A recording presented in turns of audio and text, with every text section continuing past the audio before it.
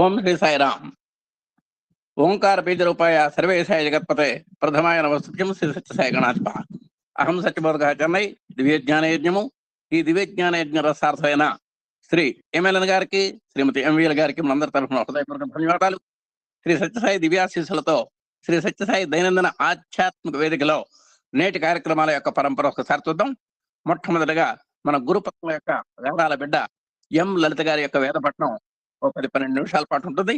ఆ తర్వాత ఈ రోజు నేటి మేటి విశిష్ట వక్త డాక్టర్ యు సుధాకర్ రావు గారి చేత శ్రీమద్ భగవద్గీత కర్తవ్య బోధామృతం అనేటువంటి దాని మీద ప్రసంగం జరుగుతుంది. ఈ కార్యక్రమాలకు మనం సన్నద్ధంలో మొట్టమొదటిగా మన ఆత్మీయురాలైనటువంటి మన సహచరి మన గురుపతిని యొక్క గురు దంపతుల యొక్క ముద్దుల బిడ్డ అయినటువంటి ఎం లలిత గారిని ఒక 12 నిమిషాల సేపు వేద పఠనం చేయవలసిందిగా కోరుతున్నాం. తర్వాత సుధాకర్ రావు గారి కార్యక్రమం ప్రారంభమవుతుంది. ఓం శ్రీ సాయి రామ్. ఓం శ్రీ సాయి రామ్.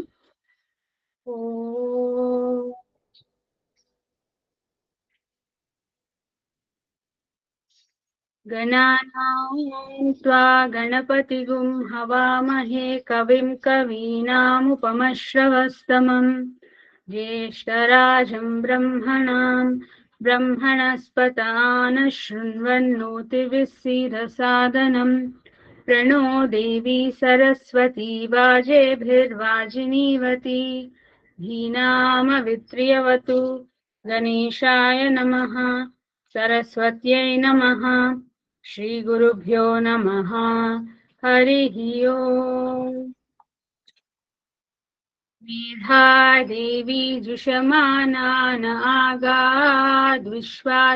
भद्रा सुमनस्यमाना तया जुष्टानुदमाना दुरुक्तान् बृहद्वदेम विदते सुवीराः त्वया जुष्टऋषिर्भवति देवि त्वया ब्रह्मा गतश्रीरुतत्वया त्वया जुष्टश्चित्रं विन्दते वसुसानो जुषस्वद्रविणो न मेधे मेधां न इन्द्रो ददातु मेधा देवी सरस्वती मेधा मे अश्विना उभावारक्तां पुष्करस्रजा अप्सरासु च या मेधा गन्धर्वेषु च यन्मनः दैवी मेधा सरस्वती सा मां मेधा सुरभिर्जुषद्भागुस्वाहा आमां मेधा सुरभिर्विश्वरूपा हिरण्यवर्णा जगती जगम्या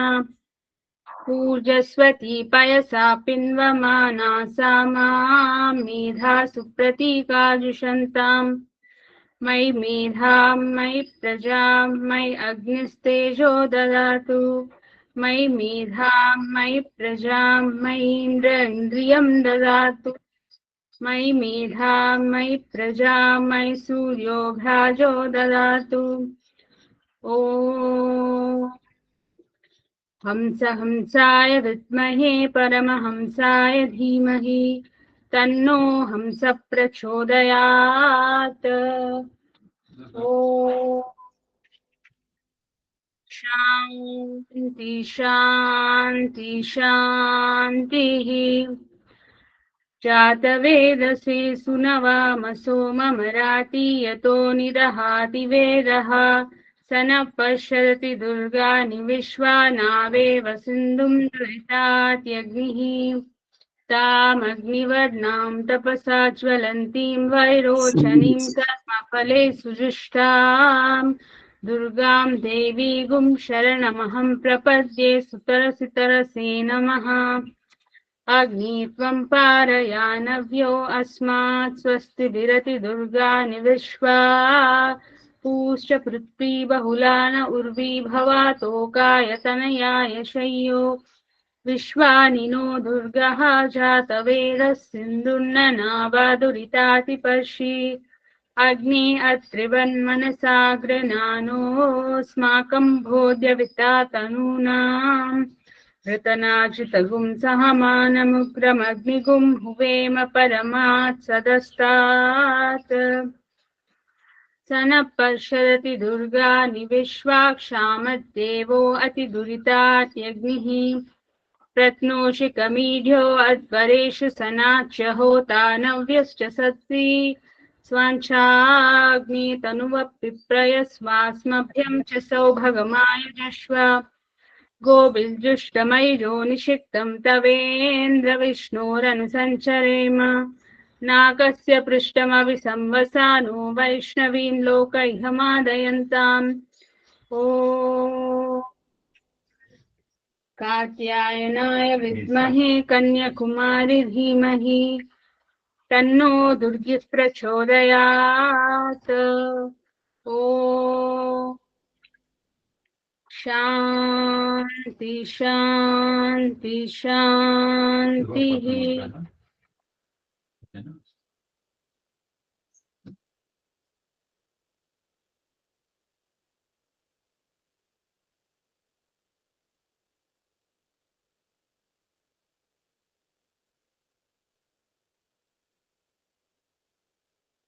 ఓం శ్రీ సాయిరామ్. ఇంకొకటి సరే సార్, ఓకే. ॐ हिरण्यवर्णां हरिणीं सुवर्णरजतस्रजां चन्द्रां हिरण्मयीं लक्ष्मीं जातवेदो मावह तां मावह जातवेदो लक्ष्मीमनपगामिनीं यस्यां हिरण्यं विन्देयं गामस्वं पुरुषानहम् अश्वपूर्वां रतमध्यां हस्तिनादप्रबोधिनीं श्रियं देवीमुपह्वये श्रीमादेवी जुषतां कांसोऽस्मितां हिरण्यप्राकारामार्द्रां ज्वलन्तीं तृप्तां तर्पयन्तीं पद्मे स्थितां पद्मवदनां तामिहोपह्वये श्रियं चन्द्रां प्रभासां यशसा ज्वलन्तीं श्रियं लोके देवजुष्टामुदारां तां पद्मिनीमीं शरणमहं प्रपद्ये लक्ष्मीर्मे नश्यतां त्वां वृणे आदित्यवर्णे तपसोऽधिजातो वनस्पतिस्तव वृक्षोत बिल्वः तस्य फलानि तपसानुदन्तु मायान्तरायाश्च बाह्या अलक्ष्मी उपैतु मां देवसखः कीतश्च मनिना सह प्रादुर्भूतोऽस्मि राष्ट्रेऽस्मिन् कीर्तिमृद्धिं ददातु मे क्षुप्तिपासामलां ज्येष्ठामलक्ष्मीं नाशयाम्यहम् अभूतिमसमृद्धिं च सर्वां निर्गुणमे गृहात् गन्धद्वारां दुरादर्शां नित्यपुष्टां करीषिणीम् ईश्वरीगुं सर्वभूतानां तामिहोपह्वये श्रियं मनसः काममाकूतिं वाचः सत्यमशीमहि पशूनां रूपमन्नस्य मयि श्रीश्रयतां यशः कर्दमेन प्रजा भूता मयि सम्भव कर्दमां श्रियं वासय मे कुले मातरं पद्ममालिनीम् आपसृजन्तु स्निग्धानि चिक्लीतवस मे गृहे निच देवी मातरं श्रियं वासय मे कुले आर्द्रां पुष्करिणीं पुष्टिं पिङ्गलां पद्ममालिनीं चन्द्रां हिरण्मयीं लक्ष्मीं जातवेदो मावह आर्द्रां यक्करिणीं यष्टिं सुवर्णां हेममालिनीं सूर्यां हिरण्मयीं लक्ष्मीं जातवेदो मावह तां मावह जातवेदो लक्ष्मीमनपगामिनीं यस्यां हिरण्यं प्रभूतं गावो दास्योऽस्वं विन्देयं पुरुषानहम् यस्तु चिप्रयतो भूत्वा जुहुयादार्जमन्वहम् श्रियः पञ्चदशर्थं च श्रीकामः सततं जपेत् पद्मानने पद्मऊरु पद्माक्षी पद्मसम्भवे त्वं मां भजस्व पद्माक्षी येन सौख्यं लभाम्यहम् अश्वदायी गोदायी धनदायी महादने धनं मे जुषतां देहि सर्वकामांश्च देहि मे पुत्रपौत्रधनं धान्यं हस्त्यस्वादिगवे रथं प्रजानां भवसि माता आयुष्मन्तं करोतु माम् धनमग्निर्धनं वायुर्धनं सूर्यो धनं वसुः धनमिन्द्रो बृहस्पतिर्वरुणं धनमश्नुते वैनतेय सोमं पिबतु वृत्रः सोमं धनस्य सोमिनो मह्यं ददातु सोमिनः न क्रोधो न च मात्सर्यं न लोभो न शुभामतिः भवन्ति कृतपुण्यानां भक्तानां श्रीसूक्तं जपेत् सदा वशं तु ते विभावरिदिवो अभ्यस्य वृद्धितः रोहं तु सर्वबीजान्यवब्रह्मद्विषोजहि पद्मप्रिये पद्मिनि पद्महस्ते पद्मालये पद्मदलायताक्षि विश्वप्रिये विष्णुमनोनुकूले त्वत्पादपद्मं मयि सन्निधस्त्वा या सा पद्मासनस्था विपुलकटितटी पद्मपत्रायताक्षी गम्भीरावर्तनाभिस्तनभरनमितशुभ्रवस्त्रोत्तरीया लक्ष्मीर्दिव्यैर्गजेन्द्रैर्मनगणखचितैः स्नापिता हेमकुम्भैः नित्यं सा पद्महस्ता मम वसतु गृहे सर्वमाङ्गल्ययुक्ता लक्ष्मीं क्षीरसमुद्रराजतनयां श्रीरङ्गदामीश्वरीं दासीभूतसमस्तदेववनितां लोकैकदीपाङ्कुरां श्रीमन्मन्दकटाक्षलब्धविभव ब्रह्मेन्द्रगङ्गाधरां त्वां त्रैलोक्यकुटुम्बिनीं सरसिजां वन्दे मुकुन्दप्रियां सिद्धलक्ष्मीर्मोक्षलक्ष्मीर्जयलक्ष्मी सरस्वती श्रीलक्ष्मी वरलक्ष्मीश्च प्रसन्ना मम सर्वदा वराङ्कुशौपाशमभीतिमुद्रां करैर्वहन्तीं कमलासनस्तां बालार्ककोटिप्रतिभां त्रिनेत्रां भजेऽहमम्बां जगदीश्वरीं त्वां सर्वमङ्गलमाङ्गल्ये शिवे सर्वार्थसाधिके शरण्ये त्र्यम्बके देवी नारायणि नमोऽस्तुते नारायणि नमोऽस्तुते नारायणि नमोऽस्तुते ओ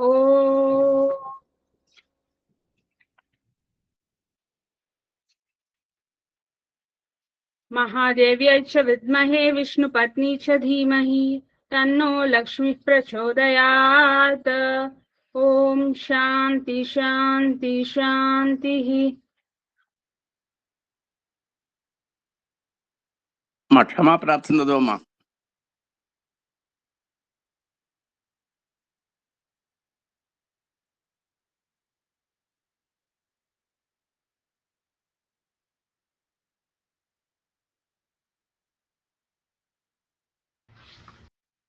ओम यदक्षरपदभ्रष्टं मात्राहीनं तु यद्भवेत् तत्सर्वं क्षम्यतां देव नारायण नमोऽस्तुते विसर्गबिन्दुमात्राणि पदपादाक्षराणि च न्यूनानि चातिरिक्तानि क्षमस्व साईश्वर अपराधसहस्राणि क्रियन्ते अहर्निशं मया दासोऽयमिति मां मत्वा क्षमस्व साईश्वर अन्यथा शरणं नास्ति त्वमेव शरणं मम तस्मात् कारुण्य भावेन रक्ष रक्ष साईश्वर हरिः ओम तत्सत् श्री साईश्वरार्पणमस्तु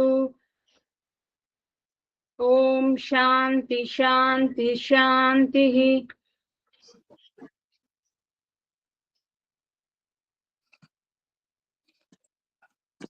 ఓం శ్రీ సాయిరామ్. భగవాన్ శ్రీ సత్యసాయి వారి యొక్క దివ్య శ్రీచరణాలకు హృదయపూర్వకమైనటువంటి నమస్కారాంజలు. ఇంతవరకు స్వామి యొక్క స్టూడెంట్గా స్వామి యొక్క దివ్యానుభూతుల్ని, దివ్య లీలల్ని, తత్వాన్ని సంతరింపజేసుకొని స్వామి యొక్క విద్యా సంస్థల్లో ఒక మేటి విద్యార్థిగా సీరియల్లో కూడా నటించి స్వామి యొక్క అవతారాన్ని విశ్వవ్యాప్తం చేసినటువంటి మన గురు దంపతుల యొక్క గారాల పెట్టగా శ్రీమతి ఎం లలిత ఈరోజు వేదపఠనం చేసింది. వారికి మనందరి తరఫున హృదయపూర్వకమైనటువంటి వసంత పంచమి శుభాకాంక్షలు. ఆమెకు ఆయురారోగ్య సంపత్తి, ధనధాన్య లాభాలు, వృత్తిలో ప్రమోషన్స్ ఇవన్నీ కూడా లభించి వారు అభ్యుదయ పథంలో పురోగమించాలని వారికి మనందరి తరఫున ఆశ, ఆకాంక్ష, శుభాకాంక్ష. ఇక ఈరోజు కార్యక్రమంలోకి వస్తేనండి, ఇప్పుడు అహం సత్యబోధక చెన్నైలో సత్యసాయి దైనందిన ఆధ్యాత్మిక వేదికలో ధారావాహిక కార్యక్రమం శ్రీమద్ భగవద్గీత కర్తవ్య ప్రబోధామృతం. దాని మీద మనకు ఈరోజు మన ఆస్థాన సాట్లేని మేటి వ్యక్తగా విచ్చేసినటువంటి డాక్టర్ యు సుధాకర్ రావు గారికి ప్రప్రథమంగా మా గురుదంపతుల తరఫున, మా అందరి తరఫున హృదయపూర్వక స్వాగతం, సుస్వాగతం. వారిని గురించి సూక్ష్మంగా మనం పరిచయం చేసుకుందాం. వీరి యొక్క పూర్తి పేరు డాక్టర్ యు సుధాకర్ రావు గారు. పేరెంట్స్, వీరి యొక్క తండ్రి గారు శ్రీ వెంకటరత్నం గారు, తల్లి గారు శ్రీమతి సుజ్ఞానవతి గారు. ఆ సుజ్ఞానం అంతా కూడా ఈయనకి చక్కగా వచ్చింది. విద్య ఎంఏ, ఎంఫిల్, పిహెచ్డి, వృత్తిరీత్యా అసోసియేట్ ప్రొఫెసర్గా ఎల్బి కళాశాల విశాఖపట్నంలో చక్కగా మచ్చలేని చందమామ గారు రిటైర్ అయినారు. ప్రవృత్తి స్వామి యొక్క సంస్థల్లో 2000 సంవత్సరంలో ప్రవేశించారు వీరు. అలాగే 2006 నుంచి 2014 దాకా విశాఖపట్నం కేంద్ర బిందువుగా సిటీ సమితి జిల్లా స్థాయిలో అధ్యయన మండలి కన్వీనర్గా ఎనలేని సేవలు అందించారు. అలాగే జిల్లా వ్యాప్తంగా సాధన క్యాంప్స్, స్టడీ సర్కిల్స్ నిర్వహించి ఎంతో మంది సాధకులకు అవగాహన తరగతులు నిర్వహించి వారికి అవగాహన తెప్పించినటువంటి ఒక ఆధ్యాత్మికవేత్త.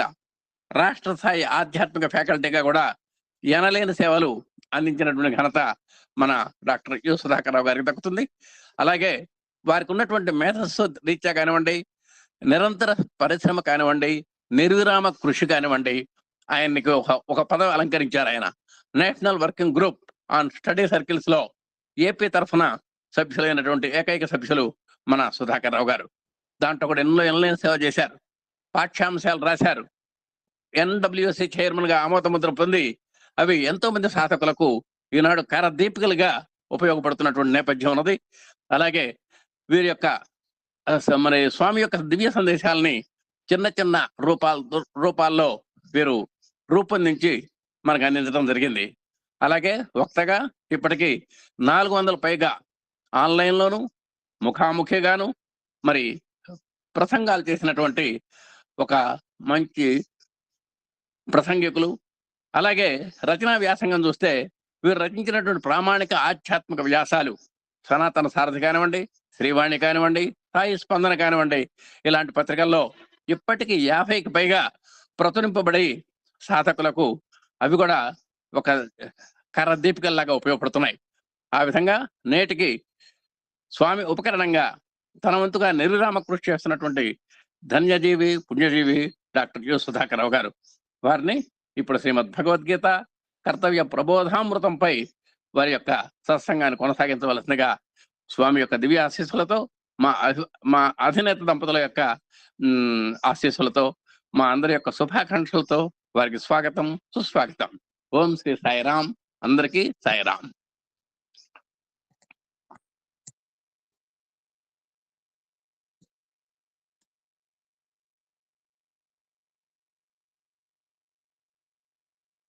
Sairam sir. Doctor U Sudhakar Rao గారు. Sairam sir. Koteswararao. Thank you. Padma గారు ఓకేనా? సాయిరామ్ సార్. సాయిరామ్. ఓకే. ఓం శ్రీ సాయిరామ్.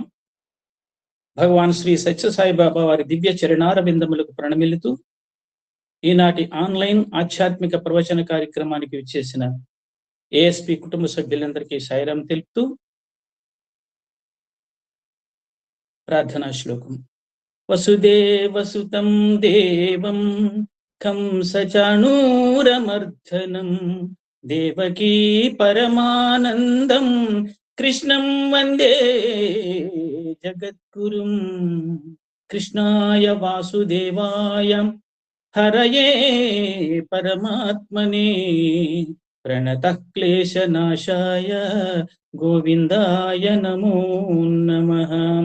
ఓం శ్రీ గణేశాయ నమః. శ్రీ సరస్వత్యై నమః. శ్రీ గురుభ్యో నమః. హరి ఓం. సభా సరస్వతికి నమస్కారం. ఈరోజు మహాపర్వదినం, వసంత పంచమి.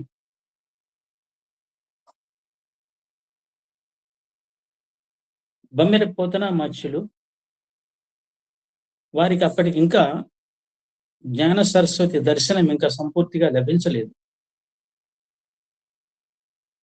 ఆ ఆవేదనతోనూ లేదంటే లోక కళ్యాణం కోసము అప్రయత్నంగా ఆయన నోటి నుంచి వెలువడిన ఒక శ్లోకాన్ని మనం వాళ్ళ ముందు తెలుసుకుని దాని అర్థం కూడా తెలుసుకుని మన ప్రవచన కార్యక్రమంలో అడుగు పెడదాం. మనకి ఆధ్యాత్మికత అనేది సనాతన హిందూ సంప్రదాయంలో అక్షరాభ్యాసంతోనే స్టార్ట్ అయిపోయింది. మనం కొత్తగా ఆధ్యాత్మికత మనం నేర్చుకోవాల్సిన అవసరం లేదు. ముందులో జైనులు ఉన్నప్పుడు ఏం చేసేవాళ్ళంటే ఏ కార్యక్రమం ప్రారంభించినా సిద్ధం నమః అనేవాళ్ళు అనమాట. జైనులు డామినేట్ చేశారు మన హిందుస్థాన్ని. తర్వాత మెల్లమెల్లగా మన శైవులు వచ్చి ఆధిక్యత సాధించి ఏం చేశారంటే వాళ్ళని పక్కగా జరిపి ఓం నమ శివాయతో అక్షరాభ్యాసం చేయడం ప్రారంభించారు. అయితే మన సంప్రదాయంలో ఎలా ఉంటుందంటే ఏ ఒక్కరిని కూడా మనం నిర్లక్ష్యం చేయము. ఓం నమ శివాయ అనేది మనది, సిద్ధం నమః అనేదేమో జైనులది అనమాట. ఈ రెండింటిని కలిపి ఓం నమ శివాయ సిద్ధం నమః అనే పదంతోనే మనం అక్షరాభ్యాసం పిల్లలకి నేర్పించుతాం. ఈ రోజున మహాపర్వదినం నాడు అక్షరాభ్యాస కార్యక్రమాలు కూడా మన సంస్థల్లో చాలా చోట్ల జరుగుతున్నాయి. అయితే పోతన గారి పద్యం ఏమిటి? శారద నీరదేందు ఘనసార పటీర మరాళ మల్లికాహార తుషార ఫేన రజతాచలకాశ ఫణీశ కుందమందారం సుధాపయోధి సితతామర సామర వహిని శుభాకారతనొప్పు నిన్ను మదిగానగ ఎన్నడు కల్గు భారతి. మన ఆంధ్రదేశంలో ఈ పద్యం తెలియని వాళ్ళు సాధారణంగా చాలా మంది అసలు ఉండరేమో అనుకుంటున్నాను నేను. దీని అర్థం ఒకసారి తెలుసుకుందాం. ఆయనకి సరస్వతి మాత యొక్క దర్శనం పొందలేదనే ఆవేదనతో పాడాడు అనమాట. దాన్ని ఎలా వర్ణించాడంటే దాదాపుగా 16 వస్తువులతో శారదామాతని పోల్చాడనమాట. అవి ఏమిటి అంటే ఉజ్వలమైన ఉపమానాలు అన్నమాట. అవన్నీ కూడా శ్వేతవర్ణంతోనే ఉంటాయి. ఇవి కూడా శ్వేత వస్త్రధారిణి అమ్మ కూడా. అవి ఏమిటి అని అంటే శారద నీరదేందు అంటే శారద నీరదము అంటే శరత్కాలపు మేఘం అంతా తెల్లగా ఉంటుందంట. అలా అమ్మ ఉంటుందేమో అని ఆయన ఊహ అనమాట. ఇందు శరత్కాలంలో ఉన్న చంద్రబింబం చాలా తెల్లగా ఉంటుంది. అంటే శారద నీరదము ఇందు, శారద నీరదేందు అంటే శరత్కాల మేఘము, శరత్కాల చంద్రబింబము. ఇవి రెండు కూడా శ్వేతవర్ణంలో ఉంటాయి అన్నమాట. రెండోది ఘనసార అంటే పచ్చకర్పూరం అన్నమాట. 3 పటీర స్ఫటికం, మరాళ రాజహంస, మల్లికాహారం మల్లెపూల దండ అనమాట. తుషార అంటే మంచు, ఫేన అంటే నురుగ, ఒక అలలు వస్తున్నప్పుడు కొట్టుకుని అలలు వస్తున్నప్పుడు ఒక నురగలాగా వస్తుంది అనమాట, అది ఫేన. పోతే రజతాచలం అంటే వెండి కొండ కైలాసం. కాశ అంటే రెల్లు పొదల్లోంచి ఆ రెల్లు గడ్డి పైన చక్క ఎగురుతూ ఉంటాయి అన్నమాట, తెల్లగా అనమాట పువ్వులు. ఫణీష అంటే ఆదిశేషుడు.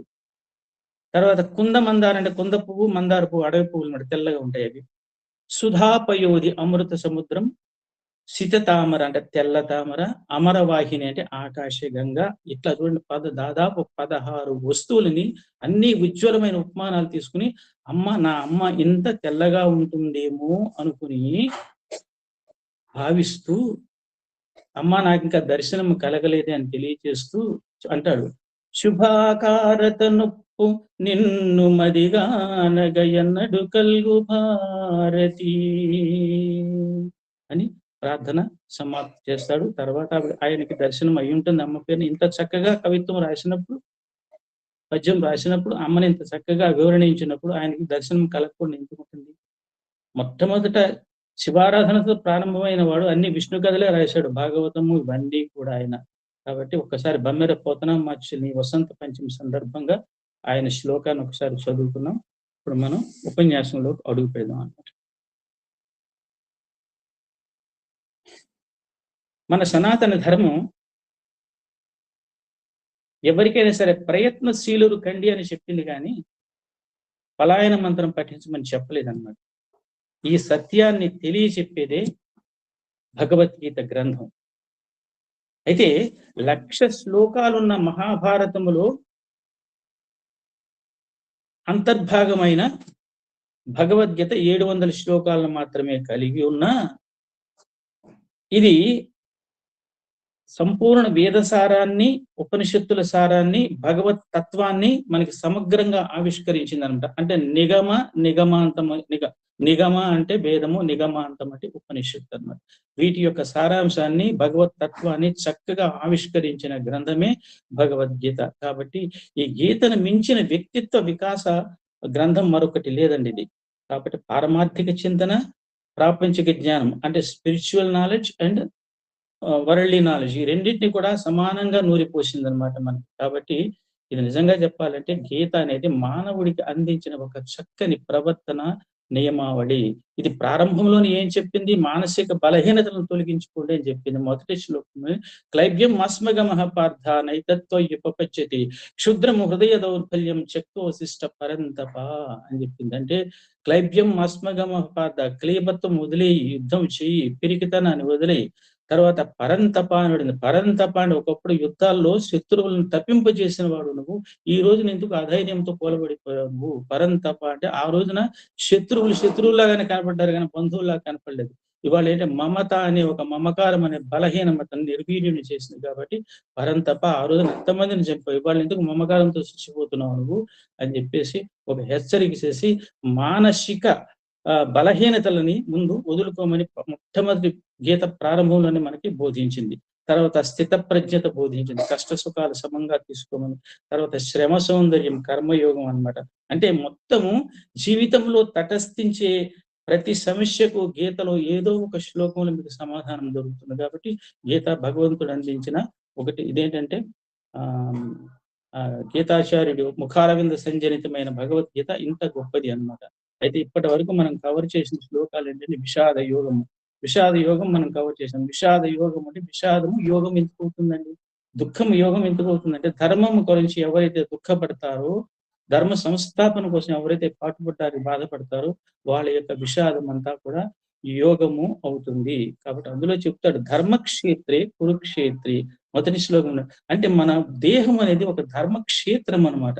దీనిని ఈర్ష్య ద్వేషాల చేత మనం కురుక్షేత్రం లాగా తయారు చేసుకుంటున్నాం కాబట్టి ధర్మక్షేత్రే కురుక్షేత్రి. ఈర్ష్య ద్వేషాలు అనే కలుపు మొక్కలను తీసేస్తే ఈ ధర్మక్షేత్రంలో ధర్మ బీజాలు నాటితే బాహ్యంలో కూడా మనకి పుణ్య కార్యక్రమాలు మనం కొనసాగించడానికి అవకాశం అవుతుంది అనమాట. అంటే ధర్మ బీజాలు నాటుకుంటే మన హృదయంలో బాహ్యంలో కూడా ధర్మ కార్యాలు సాగి మనకు పుణ్యం అనే పంట వస్తుంది అనేది అన్యాపదేశంగా మనకి చెబుతుంది అనమాట. అయితే ఇక్కడ ఏంటంటే క్షేత్రే ధర్మం కురు. మనకి భగవంతుడు ఏం చేశాడంటే చక్కని దేహాన్ని, ఒక పవిత్రమైన దేహాన్ని మన మోక్ష సాధనకి, ఈ దేహాన్ని ఒక మోక్ష సాధనకి మనకి భగవంతుడు ప్రసాదించాడు అనమాట. అంటే ఇచ్చినప్పుడు చాలా పవిత్రంగా ఉంది ఇది ధర్మక్షేత్రం. తర్వాత కురుక్షేత్రం అయిపోయింది అనమాట. కాబట్టి ఈ ధర్మక్షేత్రం మనకు ప్రసాదించాడు కాబట్టి ఇదే ధర్మక్షేత్రాన్ని అంతే పవిత్రంగా భగవంతుడికి చెప్పవలసిన బాధ్యత మనకు ఉన్నది. కాబట్టి మోక్ష సాధనకు ఇది మానవ జీవితంలో అయితే ఆఖరి మెట్టు.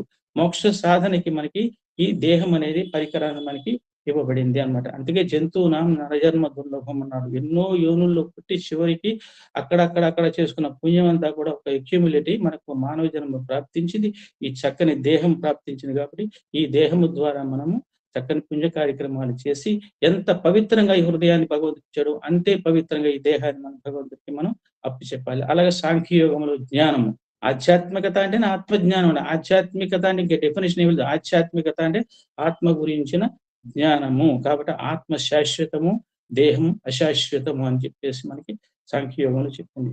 ఇక కర్మయోగం ఏంటంటే, కర్మయోగంలో మనం ఉన్నాం అనమాట. 15 శ్లోకాలు మనం కంప్లీట్ చేసాం. ఇవాళ 16 శ్లోకం నుంచి ప్రారంభం అవుతుంది మనకి.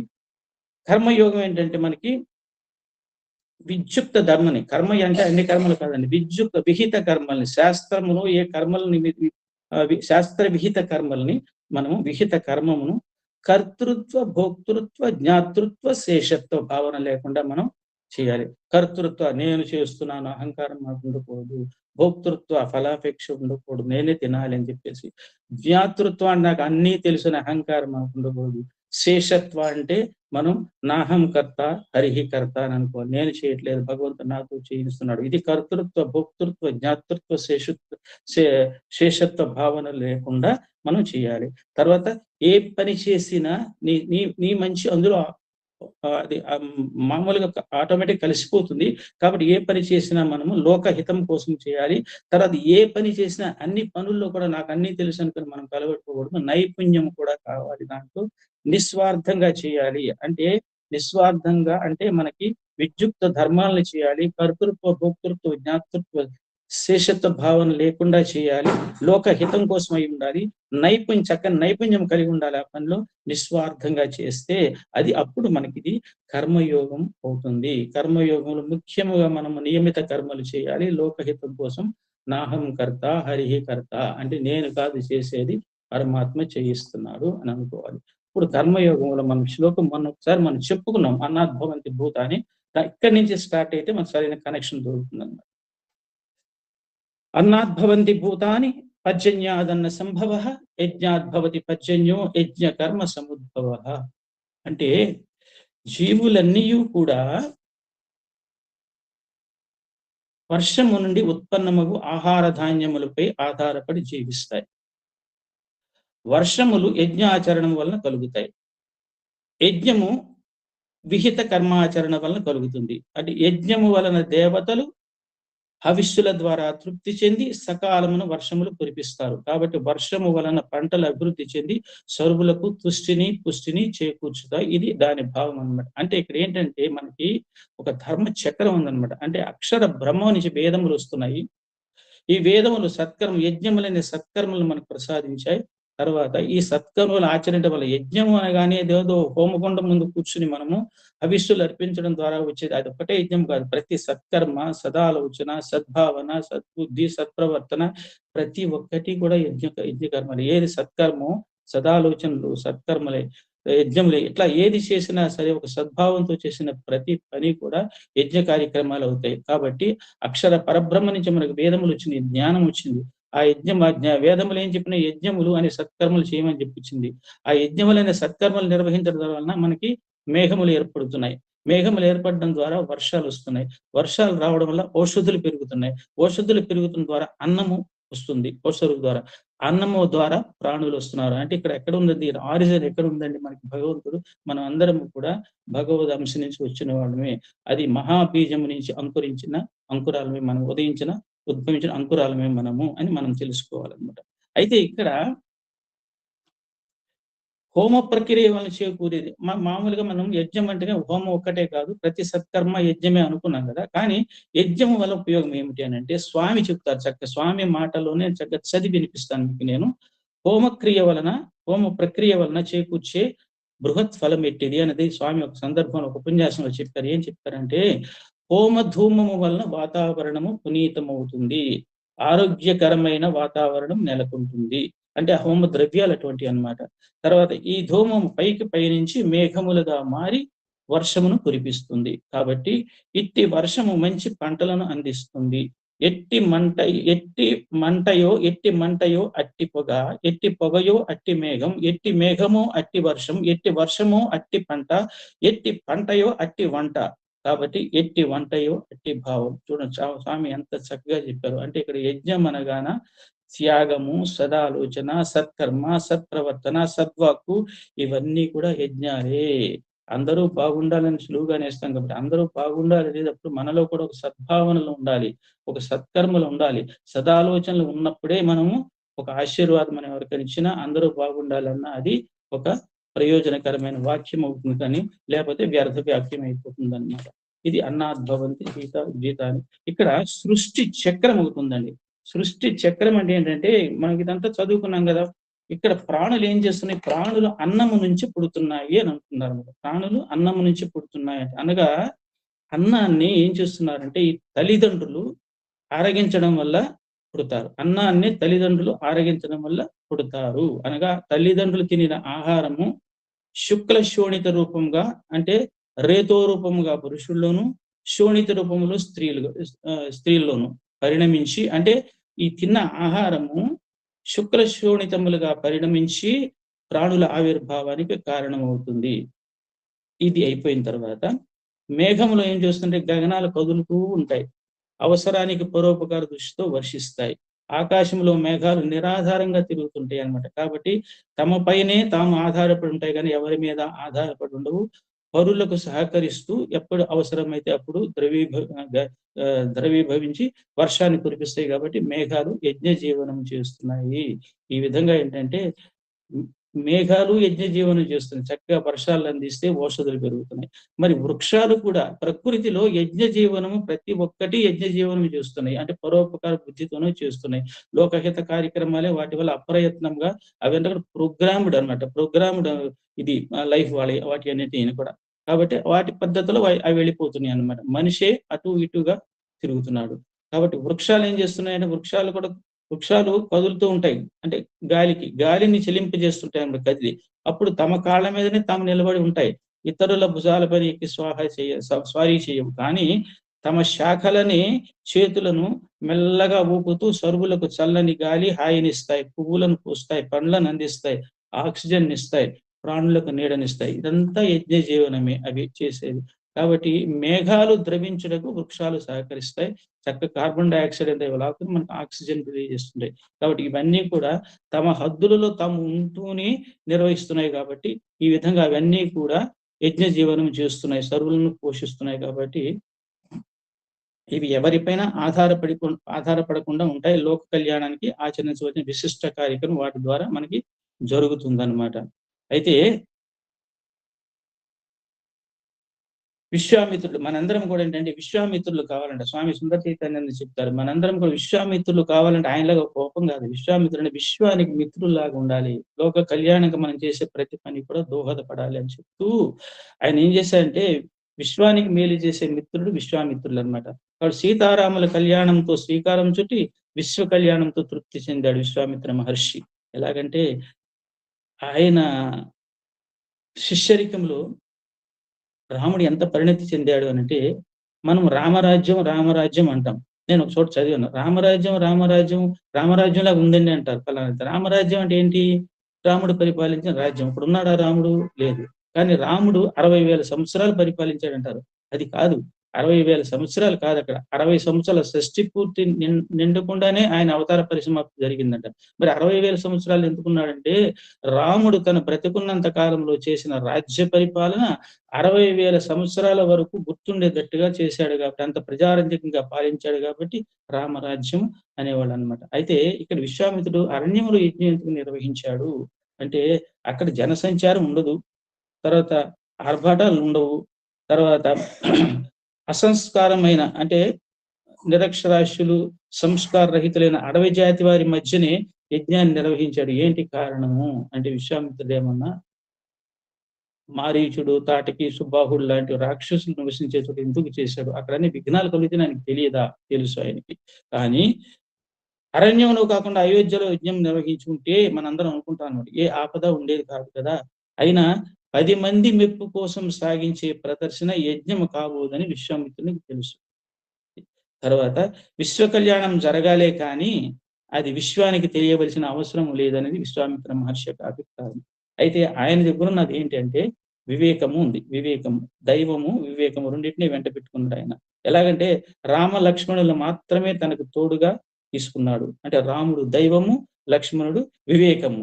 యజ్ఞ జీవనం సాగించేవాడు వివేకాన్ని, యజ్ఞ జీవనం సాగించేవాడు అంటే ఫలాపేక్ష రహితుడు అనమాట. తన యజ్ఞాన్ని యజ్ఞ జీవనము సాగించేవాడు వివేకాన్ని పోగొట్టుకోకూడదు. కాబట్టి అలాగే దైవారాధనకు కూడా మనం దూరం కాకూడదు. ఎట్లాగంటే రామలక్ష్మణులు ఉన్న చోట యజ్ఞాలు ఫలప్రదమవుతాయి. అంటే ఇక్కడ దైవము కావాలి, వివేకము కావాలి. అందుకని రాముడిని వెంట పెట్టుకున్నాడు ఆయన, లక్ష్మణుని కూడా. అంటే దైవము, వివేకము ఈ 2 కార్యక్రమాలు రెండు సహకారంతో ఆయన విష్ణు కళ్యాణానికి తోడ్పడే ఇదంతా కూడా యజ్ఞం చేశాడనమాట ఆయన. అయితే ఇక్కడ కీ పాయింట్ ఒకటి వస్తుంది మనకు, ధర్మ సందేహం ఇక్కడ ఎలా వస్తుందంటే మనకి ఇప్పుడు యజ్ఞాలు ఇప్పుడు ఎక్కడున్నాయండి? చాలా మందికి వచ్చే సందేహం వితండవాదం కూడా. యజ్ఞాలు ఎక్కడున్నాయండి అంటే యజ్ఞాలు లేకపోయినా వర్షాలు పడుతున్నాయి కదండి. శాంతియుతమైన యజ్ఞాలు లేకపోవడమే కాక అశాంతిమయమైన హింసలు విలయతాండవం చేస్తున్నా కూడా పాడి పంటలు వస్తున్నాయి కదా, పాడి పంటలు అందుతూనే ఉన్నాయి కదా, వర్షాలు పడుతూనే ఉన్నాయి కదా. మరి ఇవన్నీ జరగకపోతే ప్రజలు ఎలా జీవిస్తారు అనేది ఒక యజ్ఞాలు లేకపోయినా ప్రజా జీవనానికి ఆటంకం లేనప్పుడు యజ్ఞాలను నిర్వహించవలసిన అవసరం ఏమిటి అని కొందరు సంశయగ్రస్తులు ప్రశ్నిస్తారు. కాబట్టి అంటే is it necessary to perform yajnas? ఎందుకంటే అంత హోమ ద్రవ్యాలు, నెయ్యి హోమగుండంలో పోసి వృధా చేయడం అనేది ఒక ఇది ఉంది, ఒక కొంతమందిలో ఒక సందేహం ఉంది. కాకపోతే ఏంటంటే ఇక్కడ ఆన్సర్ ఏంటంటే దానికి విజ్ఞులు చెప్పిన ఆన్సర్ ఏంటంటే యజ్ఞాలు లేకపోయినా హింసలు విరివిగా విస్తరించిన వర్షాలు పడుతున్నాయి, నో డౌట్ ఇన్ ఇట్. కాబట్టి అది ఎవరు కాదంటం లేదు. కానీ వర్షాలు పడుతున్నాయి కానీ ఇక్కడ బాగా అర్థం చేసుకుని, వర్షాలు పడుతున్నాయి కానీ సకాలానికి పడుతున్నాయా? పంటను పండించే వర్షాలు పడుతున్నాయా? పంటను పాడు చేసే వర్షాలే పడుతున్నాయా? కానీ సకాలానికి పడుతున్నాయా అంటే లేదు. అంటు రోగాలను వ్యాప్తి చేసే వానలు పడుతున్నాయి. కాబట్టి వానలు పడి మల్లెలు పూస్తున్నాయి. కానీ చూడండి, ఇప్పుడు వర్షాలు పడుతున్నాయి, కాదంటే యజ్ఞాలు లేకపోయినా వర్షాలు పడుతున్నాయి, పంటలు పండుతున్నాయి, అన్ని పండుతున్నాయి. కానీ రిజల్ట్ ఏంటంటే మనకి ఎప్పుడు టైమ్లీ రైన్స్ ఉండలేదు. మనకి పంటను పండించే వర్షాలే కానీ పంటను పెంపొందించే వర్షాలు పడట్లేదు. తర్వాత ఇప్పుడు ఆ వర్షాల వల్ల, అకాల వర్షాల వల్ల, అతివృష్టి అనావృష్టి వల్ల మనకు జరిగే అనర్థం ఏమిటంటే వానలు పడి మల్లెలు పూస్తున్నాయి. కానీ మల్లెలలో ఇదివరకు ఉన్నంత మల్లెల్లో సువాసన ఉందా? మామిడి కాయలు కాస్తున్నాయి కానీ ఫలాలలో మాధుర్యం ఏది?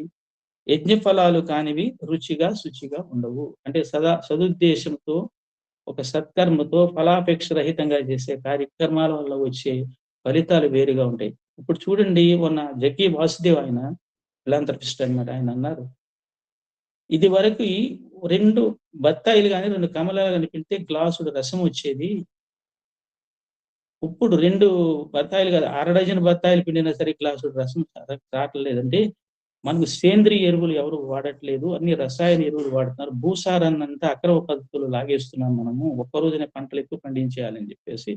ఈ విధంగా ఏంటంటే సకాలము వర్షాలు లేక, సద్బుద్ధి లేక, యజ్ఞాలు లేక వచ్చే పంటలు అతివృష్టి అనావృష్టి రావడం వల్ల ఏది రుచికరంగా ఉండలేదు. మనం రోజు చూస్తున్నాం, మన కూరగాయలు రుచిగా లేవు, ఈ పండు రుచిగా లేదు, ఆ పండు రుచిగా లేదు. ఇప్పుడు నేను చూశాను, మొన్న మా వైజాగ్లో 20 రోజుల నాడు చూసాం, మామిడి పళ్ళు బండ్ల మీద పెట్టి అమ్ముతున్నారంటే నాకు ఆశ్చర్యం ఏంటి, ఇది అకాల వర్షం లాగా ఈ పళ్ళు ఇప్పుడు రావడం ఏంటంటే కృత్రిమమైన పంట, గ్రాఫ్టింగ్ సిస్టమ్ వల్ల వచ్చే పంటలు తినడం వల్ల మన ఆరోగ్యాలు ఎంత పాడవుతున్నాయి. కాబట్టి యజ్ఞజనిత పర్జన్యాలే పవిత్రమైన, ఇది బాగా గుర్తుపెట్టింది. యజ్ఞజనితమైన పర్జన్యాలు అంటే యజ్ఞము ద్వారా ఆవిర్భవించిన పర్జన్యాలు, మేఘాలు, తద్వారా వచ్చే వర్షం వల్లే మనకి సక్రమమైన ఫలితాలు, పవిత్రమైన ఫలితాలు మనకి లభిస్తాయి. కాబట్టి సత్కర్మలు మనకి యజ్ఞానికి, సత్కర్మయే యజ్ఞానికి కారణము. ప్రతి సత్కర్మ, సదాలోచన, సద్భావన ఇవన్నీ కూడా లోక కళ్యాణానికి దారి తీస్తాయి. అయితే ఇక్కడ మనం ముందు అనుకున్నాం కదా, ఇదిగోండి, ఈ కర్మ చక్రము, యజ్ఞ చక్రము, ధర్మ చక్రము, సృష్టి చక్రము అన్నది ఏదైనా ఒకటే. ఇక్కడ మేము చూపిస్తాను చూడండి, సరే కనపడుతుందో లేదు. ఇది ధర్మ చక్రం అంటే పరమాత్మ నుంచి వేదములు వస్తాయి, వేదముల నుంచి యజ్ఞములు వస్తాయి, యజ్ఞముల నుంచి సత్కర్మలు వస్తాయి. ఈ సత్కర్మలు అంటే మనకి బ్రహ్మ నుంచి వేదములు వస్తాయి, వేదముల నుంచి సత్కర్మలు వస్తాయి, సత్కర్మల ద్వారా యజ్ఞాలు జరుగుతాయి. ఇది ఒక ధర్మ చక్రం అన్నమాట. ఈ ధర్మ చక్రం ఏంటంటే మనం ఏం చేస్తున్నాము, దేవతలని మానవులని అనుసంధానం చేసేది యజ్ఞ కార్యక్రమాలు అన్నమాట. మనం హవిష్యుల ద్వారా దేవతలను సంతృప్తి పరిస్తే వాటి ద్వారా మనకి వర్షాలు కురిపించి మనకి సక్రమమైన మంచి ఫలితాలను అందజేస్తారు. తర్వాత యజ్ఞ ఫలితంగా వచ్చిన మనకు ఏదైతే వస్తుందో దాంట్లో మనం కొంత దేవతలకు కూడా పెట్టి మనము వాళ్ళని కూడా సంతృప్తి చేసి యజ్ఞ శేష ఫలాన్ని మనం భుజించాలని కూడా శాస్త్రం చెప్తుందన్నమాట. కాబట్టి ఈ కర్మచక్రాన్ని, ధర్మచక్రాన్ని అంటే బ్రహ్మ నుంచి మనకి వేదాలు వస్తున్నాయి, నాలెడ్జ్ వస్తుంది అన్నమాట, వేదములు వస్తున్నాయి. ఈ వేదముల నుంచి మనకి సత్కర్మలు వస్తున్నాయి అన్నమాట. సత్కర్మలని వేదములు ఏం చేయాలో మనకి చెప్తున్నాయి. కాబట్టి అవి చేసి అవి యజ్ఞకర్మల కింద మారుతాయి అన్నమాట. సత్కర్మలు యజ్ఞకర్మల కింద మారుతాయి. కాబట్టి ఈ సృష్టి చక్రం ఉంది కదా, మనము ఈ వేదములు ఏమి చెప్పినాయో, వేద విహిత కర్మలు మనం ఆచరించకపోవడం వల్ల అర్థాలు వస్తాయని మనం తెలుసుకున్నాం. ఈ కర్మ చక్రాన్ని, ధర్మ చక్రాన్ని, యజ్ఞ చక్రాన్ని ఎవడైతే విస్మరించి జీవనం సాగించడం సాధ్యం కాదు. యజ్ఞాది రూపం ఒక ధర్మ చక్రమును అనుసరించిన వాని జీవితం ఎట్లా ఉంటుంది, ఈ ధర్మ చక్రాన్ని దీనికి లోబడి ప్రవర్తింపని వాని యొక్క జీవితము, వాడి జీవనం ఎలా ఉంటుంది అనేది మనకి 16వ శ్లోకంలో చెప్తుంది అనమాట. ఏవం ప్రవర్తితం చక్రం నాను వర్తయతి హయ అఘాయు ఇంద్రియారామో మోఘం పార్థ సజీవతి. అంటే ఓ అర్జున, ఇట్లు పరంపరాగతముగా కొనసాగుచున్న సృష్టి చక్రమునకు అనుకూలంగా ప్రవర్తింపని వాడు, అనగా తన కర్తవ్యములను పాటింపక పాప జీవితమును గడుపువాడును, ఇంద్రియలోలుడును అయి వ్యర్థ జీవితం గడుపుచున్నాడు. ఈ శ్లోకంలో మనకు ఒక పదం ఉంది, అఘాయు ఇంద్రియారాము. అఘాయు అంటే అఘము అంటే కోపము, అనఘుడు అంటే పాపరహితుడు, అఘము అంటే పాపం అన్నాడు. అఘాయు అంటే పాపపు బ్రతుకు గలవారు.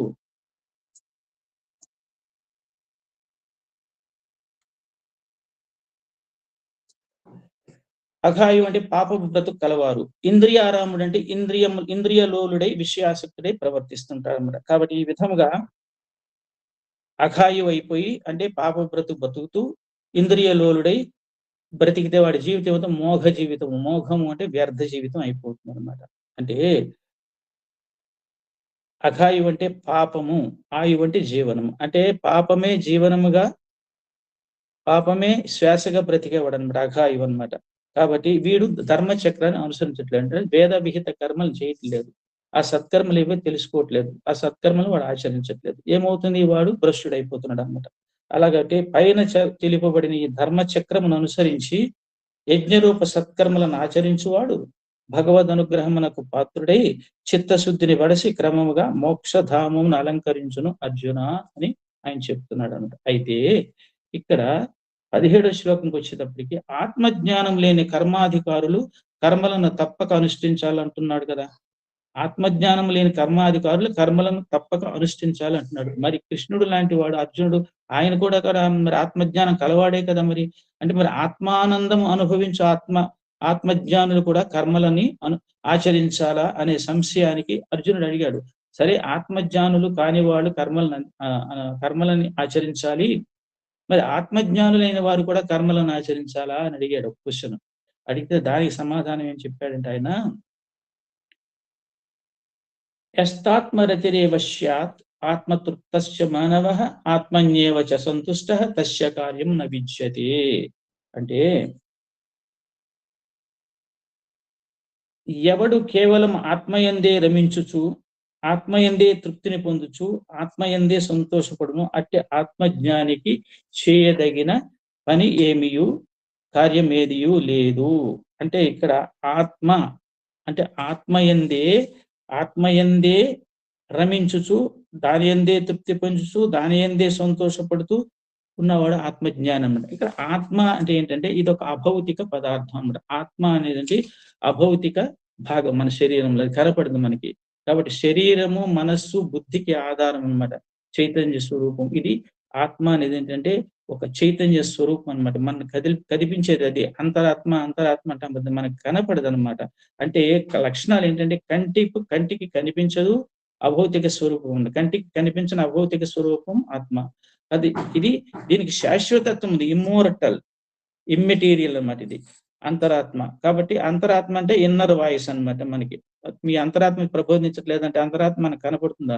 మన మొత్తం నడిపించే చైతన్య కేంద్రం. కాబట్టి ఇది ఒక భగవద్ అంశం అన్నమాట. ఇది ఆత్మ అంటే దాని అందే రమిస్తుంటాడు జ్ఞాని అన్నమాట. కాబట్టి ఆత్మ సాక్షాత్కారం కాల మహనీయులు స్వతహా దైవమునందే నిరంతరము వర్తించుందురు. కావున అట్టి వారికి ఈ యజ్ఞాది కార్యక్రమాలు నిర్వహించవలసిన అవసరం లేదు.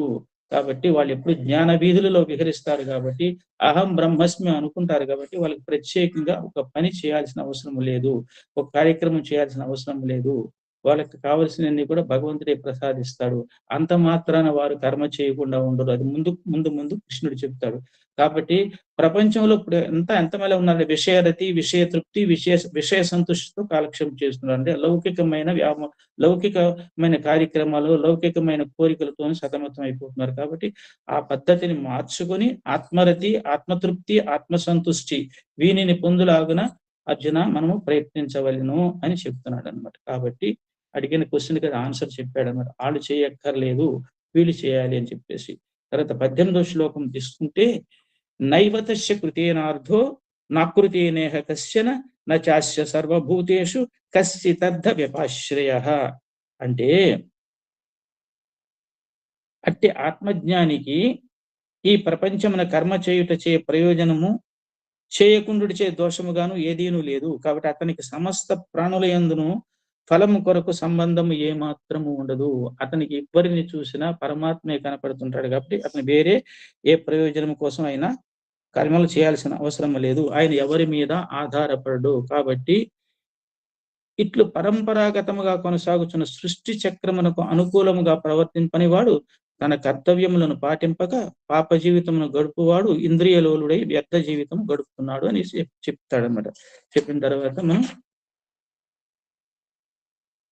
ఎందుకు జ్ఞాని కర్మ చేయాల్సిన అవసరం లేదు అంటే, అన్ని ప్రయోజనములు దేని వలన సిద్ధిస్తున్నాయో దాని మూల స్థానం మీద హెడ్ క్వార్టర్స్ పట్టుకుని ఉన్నాడు ఆయన జ్ఞాని. మనము లౌకికమైన వ్యవహారాలతో కొట్టుకుపోతున్నాం అన్నమాట. కాబట్టి మూలస్థానం అంటే అన్ని ప్రయోజనాలకు కూడలి మూలస్థానము ఏదియో అట్టి ఆత్మను కైవసం చేసుకుని ఉన్నాడు. కాబట్టి ఆయన ఎంతసేపు జ్ఞాన వీధుల్లో రమిస్తుంటాడు. కాబట్టి నేనే పరమాత్మను అనుకుంటాడు. కాబట్టి అతనికి వేరే కార్యక్రమాలు చేయవలసిన పని ఏమీ లేదు. కాబట్టి జ్ఞాని పొందవలసినది ఏమీ లేనందున అతడు అకర్త, కర్మ చేయని వాడే. ఒకవేళ చేసినా చేస్తున్నాను స్పృహ ఆయనకు ఉండదు. కానీ ఏదన్నా కర్మ అప్రయత్నముగా ఆయన చేత ఏదైనా కర్మ దొర్లినదా, అనాయాసంగా కర్మలు దొర్లాయా, అవి సూర్యుని ప్రకాశం లాగా చంద్రుని వెన్నెల్లాగా ప్రపంచానికి ఆశీస్సులు అవుతాయి. ఆ మహాత్ములు ఏదైనా ఒక కార్యక్రమాన్ని చేశారంటే తప్పనిసరిగా వాళ్ళకి తెలియకుండానే లోక కళ్యాణానికి దారి తీస్తుంటాయి అన్నమాట. కాబట్టి 19వ శ్లోకములో మనకి తస్మాదక్త సతతం కార్యం కర్మ సమాచర అసక్తో హ్యాచరన్ కర్మ పరమాప్నోతి పురుష.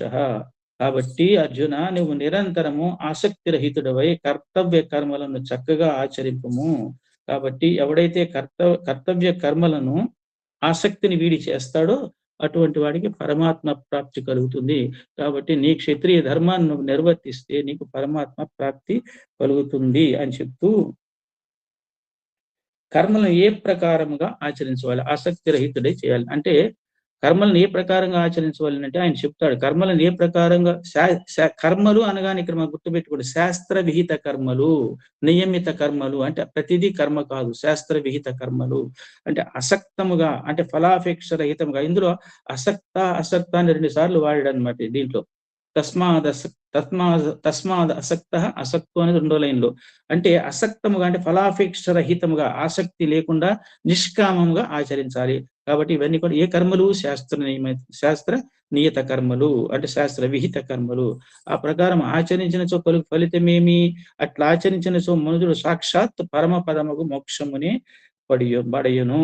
కాబట్టి దీనినే అనాసక్త యోగము అంటారు. అంటే ఆసక్తి లేని యోగము. అంటే కర్తవ్యతా బుద్ధితో ఫలాపేక్ష లేకుండా కర్మలను ఆచరించాలి అని గీతాచార్యుడు చెప్తున్నాడు. అయితే ఇక్కడ ఈశ్వరార్పణ బుద్ధితో చేస్తే, ఈశ్వరార్పణ బుద్ధితో చేస్తే రాగద్వేషాలు తటస్థపడదు. ఇది గీతాచార్యుడు చేసిన పరమ రహస్యం అనమాట. నువ్వు ఎప్పుడైతే ఒక కార్యక్రమానికి నేను నిమిత్త మాత్రమే, నేను భగవంతుడి చేతిలో పనిముట్టిన నువ్వు ఒక పరమాత్మే చేయిస్తున్నాడు ఈ పని నాతో, పరమాత్మే ఈ బుద్ధిని కలిగించాలని నువ్వు అనుకుంటే, ఈశ్వరార్పణ బుద్ధితో చేస్తే ఈ కార్యక్రమం దీని వల్ల ఏదైనా ఫలితం వచ్చింది అని అంటే అది ఈశ్వరార్పణం, కృష్ణార్పణం అనుకున్న ఆ బుద్ధితో చేస్తే రాగద్వేషాలు తటస్థపడతాయి. ఏదన్నా ఫలాన్ని అపేక్షించి నువ్వు చేసావు అనుకో, నాకు పేరు రావాలి, నన్ను గౌరవించాలి, నాకు దండలు వేయాలి, ఇటువంటి రాగద్వేషాలు అనమాట.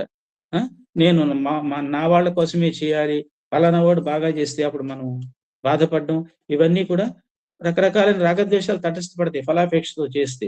కాబట్టి ఈశ్వరార్పణ బుద్ధితో మనం చేయాలి. కాబట్టి దీనినే ఎప్పుడైతే ఈశ్వరార్పణ బుద్ధితో చేస్తే రాగద్వేషాలు తటస్థపడతాయి, ప్రశాంతంగా కార్యక్రమం జరుగుతుంది, లోక కళ్యాణం జరుగుతుంది. కాబట్టి దీన్ని మహాత్ములు ఏమన్నారంటే అనాసక్త యోగము అన్నారు. అంటే ఫలాపేక్ష రహితముగా చేసే కర్మలు అని చెప్పేసి.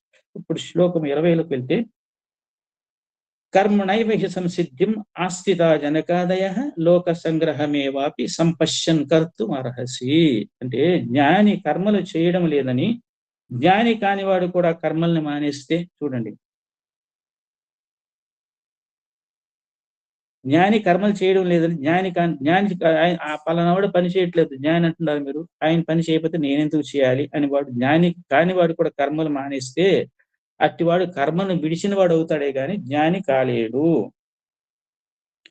ప్రస్తుతం జ్ఞానిగా శోభిస్తున్న వ్యక్తి కూడా, బాగా వినండి, ప్రస్తుతం జ్ఞానిగా శోభిస్తున్న వ్యక్తి కూడా గతములో కర్మలను ఆచరించి తత్ఫలితముగా అకర్త అయిన వాడే కానీ కర్మ చేయకుండా నైష్కర్మ్యాన్ని పొందినవాడు కాదు. ఇప్పుడు జ్ఞానుల్లాగా ఉన్నవాళ్ళు కూడా ఒకప్పుడు కర్తవ్య కర్మలను చక్కగా ఆచరించి దాని యొక్క ఫలితము, దాని తత్వాన్ని తెలుసుకున్న తర్వాతే కర్మలను చేయడం మొదలు పెట్టారు. కాబట్టి ఇక్కడ గతంలో కర్మలను ఆచరించాడు కాబట్టి తత్ఫలితంగా అకర్త అయ్యాడు అనమాట. ఇప్పుడు అంటే అకర్త అయ్యాడంటే చేస్తూ కూడా నేను చేస్తున్నాను అనుకునేవాడు అనాసక్తుడు అనమాట వాడు.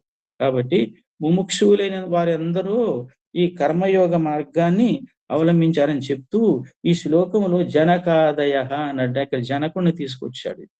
జనకాదయ అంటే జనకుడు మొదలైన వారు ఇది కర్మలను ఆచరించారు కాబట్టి వాళ్ళు ఆసక్తి రహితంగా కర్మలను ఆచరించారు లోక కళ్యాణం కోసము అని చెప్తూ జనకుడు మొదలగు జ్ఞానులు కూడా, అందుకే జనకుడు దృష్టాంతం తీసుకొచ్చాడు.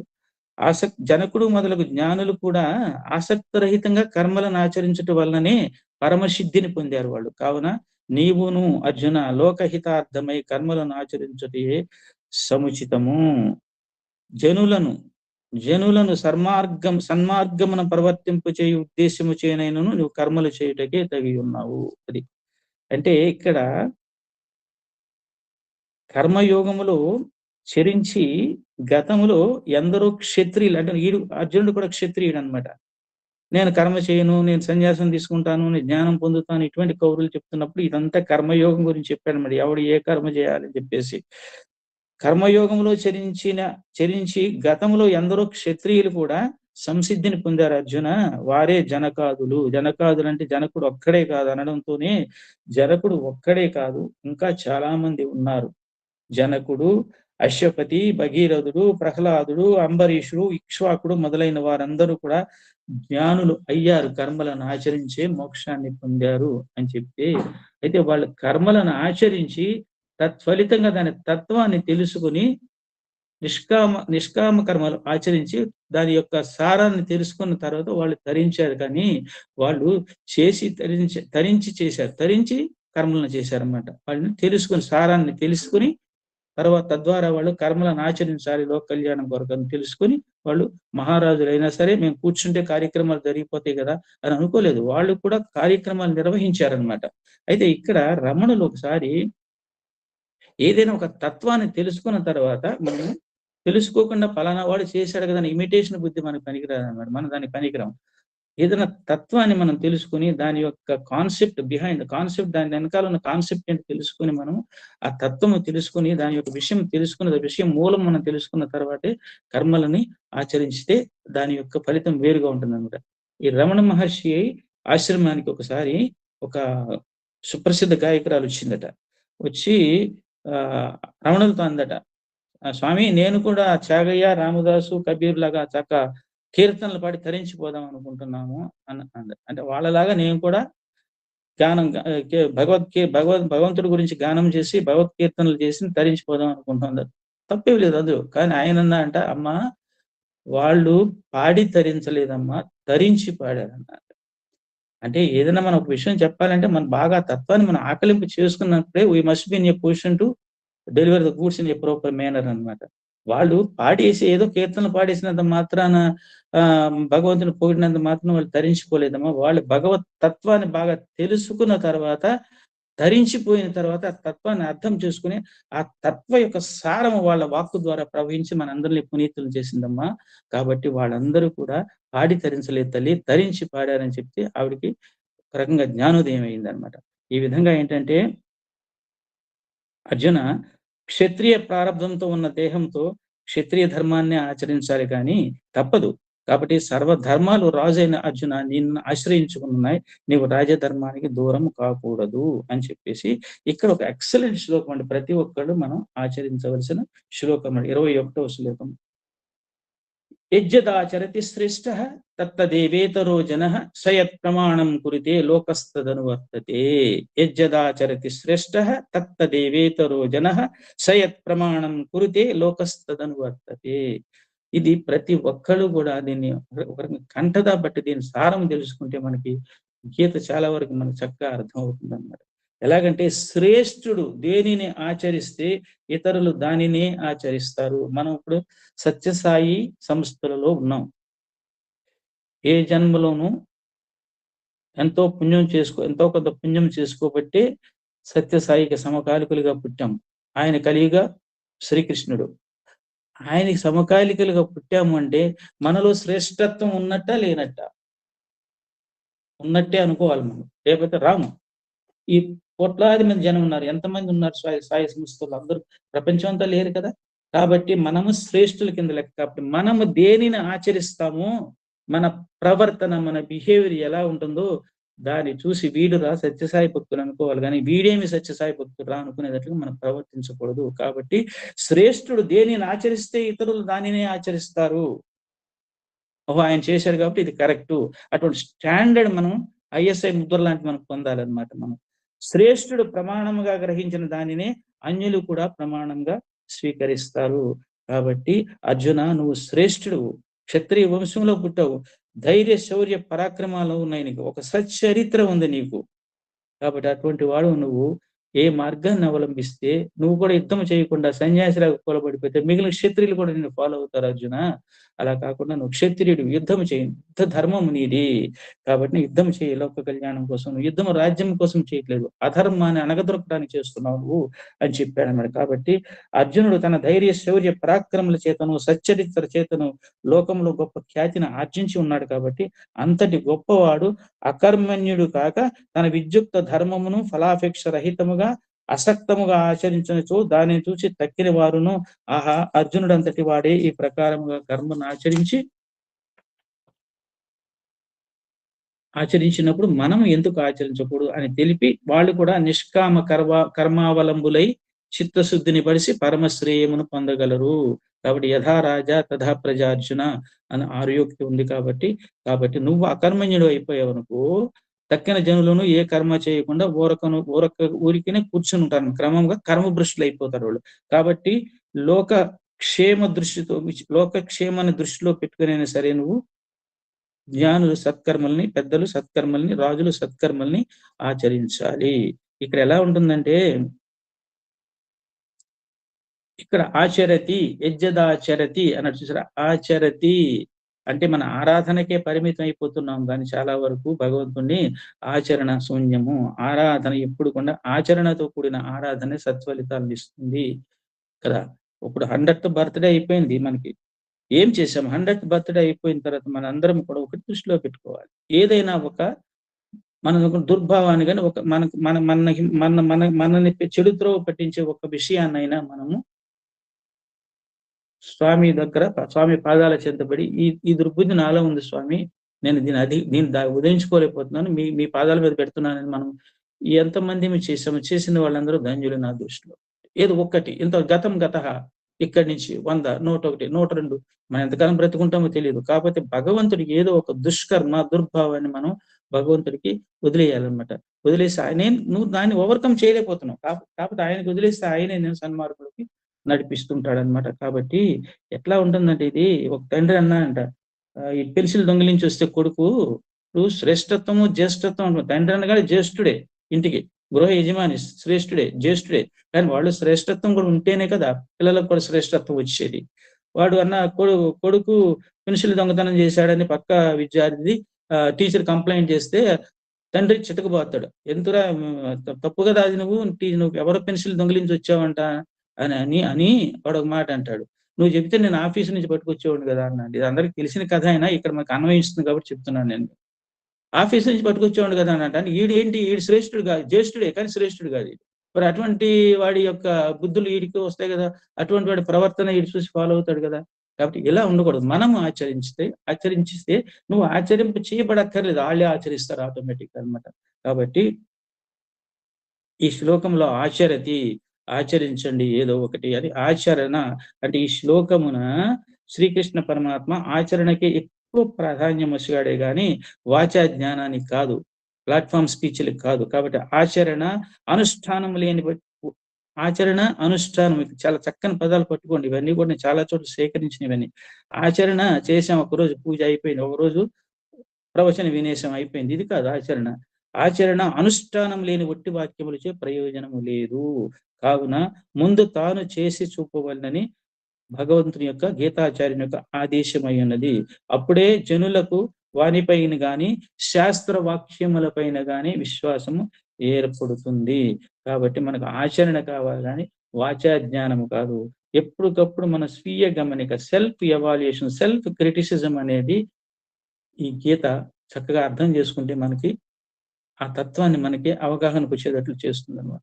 ఇక్కడ ఒక కథ, మనం ఆఖ్యాయిక అంటారనమాట. మహానుభావులు ఏం చేస్తారంటే ఒక సందర్భం వచ్చినప్పుడు ఒక ఆఖ్యాయిక వదులుతారనమాట మనకి. అది ఒక కథ, సందర్భానుసారంగా ఒక కథ. అది జరిగిందా లేదా అని వతండవాదాలు మనకు వద్దనమాట.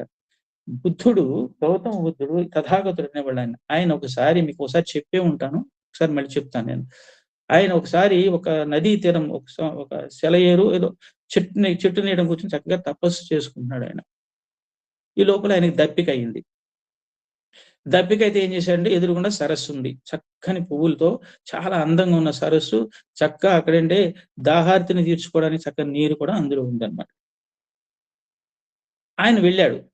ఒక దోషులతో నీళ్లు తాగాడు, దాహం తీర్చుకున్నాడు. తీసుకున్న తర్వాత ఆ పువ్వులు ఆయన్ని ఎంతో ఆకర్షించింది. చాలా ముద్దుగా, ముచ్చటగా, చాలా అద్భుతమైన సౌందర్యంతో ఉన్న పువ్వుల్ని ఒక పువ్వుని తెంచాడు. ఒక్క పువ్వునే తెంచాడు ఆయన. తెంచితే ఆకాశవాణి హెచ్చరిక, తథాగత ఏం చేస్తున్నావు నువ్వు? ఆ పువ్వుని ఎందుకు నువ్వు సరస్సు నుంచి విడదీసావు నువ్వు దాని స్వస్థానం నుంచి?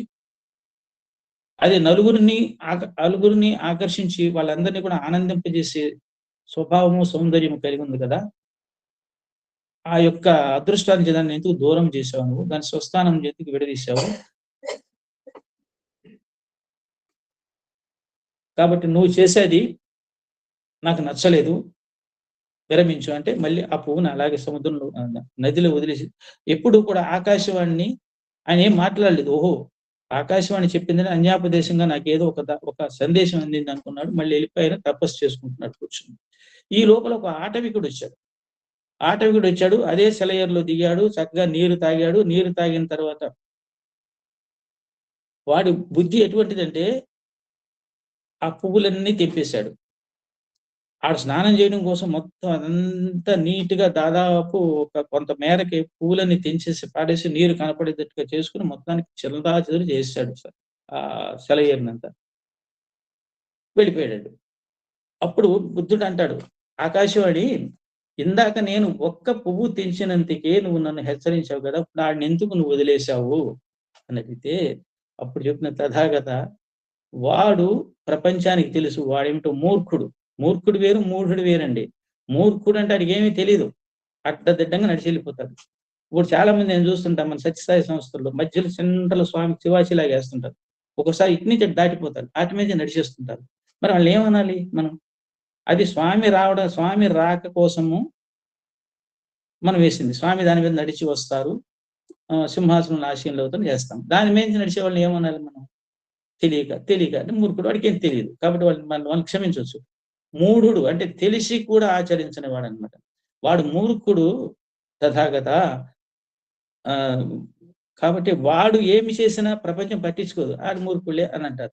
కానీ నువ్వు లోక కళ్యాణం కోసం అవతరించిన మహాశక్తి సంపన్నుడు, తపశ్శాలివి నువ్వు అందరికీ జ్ఞాన ప్రసాదివి భవిష్యత్తులో.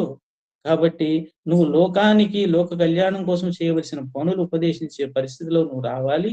నువ్వు లోక కళ్యాణం కోసం అనుభవించావు కాబట్టి నీలాంటి వాడు ఎటువంటి పనులు చేస్తే గౌతమ బుద్ధుడే తెంపాడు, రేపొద్దున అమూర్ఖుడే అంటాడు. గౌతమ బుద్ధుడే తెంపాడు, నేను తెంపడానికి ఏముంది పువ్వుల్ని అని అంటాడు. కాబట్టి వాడిని వదిలేసి, వాడు మూర్ఖుడు, వాడి జనులు అనుకుంటాడు మూర్ఖులాడు అలాగే చేస్తాడు. కానీ నువ్వు చేసినప్పుడు నిన్ను చూసి ఆచరించే ప్రమాదం ఉంది గౌతమ బుద్ధ అని చెప్తాడన్నమాట. కాబట్టి శ్రేష్ఠుడు, జ్యేష్ఠుడు అంటే శ్రేష్ఠ ప్రధాన అనేసి ఒక సామెత ఉంది. అంటే మార్గదర్శి అనమాట. వాడు అందరూ నడవాలని, ఆయన మార్గంలో నడవాలని అందరూ అభిలషిస్తారు. కాబట్టి అతని మాటని గాని, అతని ప్రవర్తనని గాని అందరూ కూడా శిరోధార్యముగా భావిస్తుంటారు. కాబట్టి ప్రతి క్షణములో మన ప్రవర్తన, మన మాట, మన నడక తీరు అన్ని కూడా చాలా జాగ్రత్తగా గమనించుకోవాలి అనేది గీత కూడా మనకి చెప్తుంది. కాబట్టి గృహ యజమాని అతని ప్రవర్తన శిరోధార్యం అందరికీను. ఇంట్లో కార్యాలయంలో అధికారి ఉంటాడు, కాబట్టి దేశంలో రాజు, వీళ్ళు ప్రధానులు అన్నమాట. కాబట్టి ఇక్కడ మళ్ళీ ఒక ఆఖ్యాయిక చెప్తాడు స్వామి సుందర చైతన్య, అద్భుతమైన ఆఖ్యాయిక అన్నమాట కథ. ఒక విప్రుడు ఉన్నాడు, శ్రేష్ఠుడు, వేదాంగ పండితుడు, వేదాంగాల శాస్త్రాల్లో ఆయన ప్రావీణ్యత సాధించిన పండితుడు. ఆయన ఒక నదీ స్నానంలో రాగి చెంపుతో వెళతాడు. చూడండి ఎంత గమ్మత్తుగా ఉంటుందో. వెళ్ళిన తర్వాత ఆయన స్నానం చేస్తానికి ఉపక్రమించే టైంలో ఆయనకు వచ్చిన డౌట్ వస్తుంది. మనము కానీ ఈ నదిలో దిగిపోతే స్నానం చేసేటప్పుడు రాగి చెంబు ఎవడన్నా దొంగలిస్తాడేమో అని చెప్పేసి ఒక ఐడియా వస్తుంది ఆయనకి. కానీ ఆయన శ్రేష్ఠుడే, పాండిత్యంతో తెలిసినవాడే. కానీ ఆయన చేసిన కర్మ ఆదర్శంగా లేదు, అనాదర్శంగా తయారైంది చివరికి. రాగి చెంబుని ఏం చేస్తాడు, ఇటు అటు చూసి అయినా ఇసుకలో చిన్న గుంట తవ్వి ఆ గుంటలో పాతి పెడతాడు దాన్ని. ఇప్పుడు స్నానం చేసి వచ్చేద్దాం, తర్వాత తీసుకెళ్ళిపోదాం అని చెప్పేసి నాకు మళ్ళీ ఒక డౌట్ వస్తుంది అతనికి. ఈ నదీ ప్రవాహంలో కెరటంగా వెళ్ళిందనుకో, ఇసుక లేవులైపోయిందనుకో, నేను ఎక్కడ దాన్ని భూమిలో పాతి పెట్టానో నాకు జ్ఞప్తికి రాదు కాబట్టి అని చెప్పేసి దాని మీద ఒక సైకత లింగాన్ని తయారు చేస్తాడు. సైకత లింగం తయారు చేసిన తర్వాత స్నానంకి వెళ్తాడు. ఇక్కడ జనులు ఏం చేస్తారంటే, ఆయన గుంట తవ్వి గుంటలో రాగి చెంబుని పెట్టిన ఎవడూ చూడలే, కానీ ఈయన సైకత లింగం తయారు చేసేటప్పుడు చూశారు అతను. అప్పుడు ఏమనుకున్నారంటే వాళ్ళు, ఓహో ఆయన చాలా శ్రేష్ఠుడు, జ్ఞాని, ఆయన ఒక సైకత లింగాన్ని తయారు చేస్తున్నాడు అని అంటే, ఇక్కడ నదీ స్నానంకి వచ్చినప్పుడు ఈ కార్తీక మాసం అనుకోండి పని, కార్తీక మాసంలో ఆ సైకత లింగం తయారు చేసి స్నానం చేయాలి కాబోలు అని చెప్పి ఆయన ఆచరించి వాళ్ళందరూ సైకత లింగాలు తయారు చేసేస్తారు. ఈ పండితుడు బయటకు వచ్చిన తర్వాత చూస్తే తన చెంబు ఎక్కడ పాతి పెట్టాడో మొత్తం తీరంలో అన్నీ కూడా ఇసుక శివలింగాలు కనపడతాయి అందరు. ఇప్పుడు ఏమైంది, ఆయన ఎక్కడ పాతి పెట్టాడో సిమిలర్ గా అనేక శివలింగాలు వచ్చేసేటప్పటికి ఇప్పుడు ఆశ్చర్యపోతాడు అనమాట. ఏ సైకత లింగం కింద శంభు ఉన్నది తీయగలుగుతాడు అతను. కాబట్టి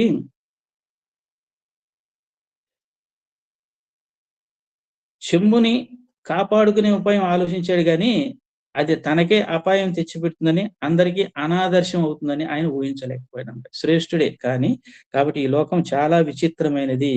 పోయేవాడి వెంటబడి గొర్రె దాటిపోవడమే కానీ, గొర్రె దాటి అని తెలుసా మీకు? గొర్రెల మంది వెళ్తుంది, బుర్ర బుద్ధి ఉండదు వాటికి. ఒక గొర్రె అక్కడ కాలువ లేకపోయినా దూకింది అనుకోండి, మిగిలిన గొర్రెలు కూడా దూకుతాయి అన్నమాట.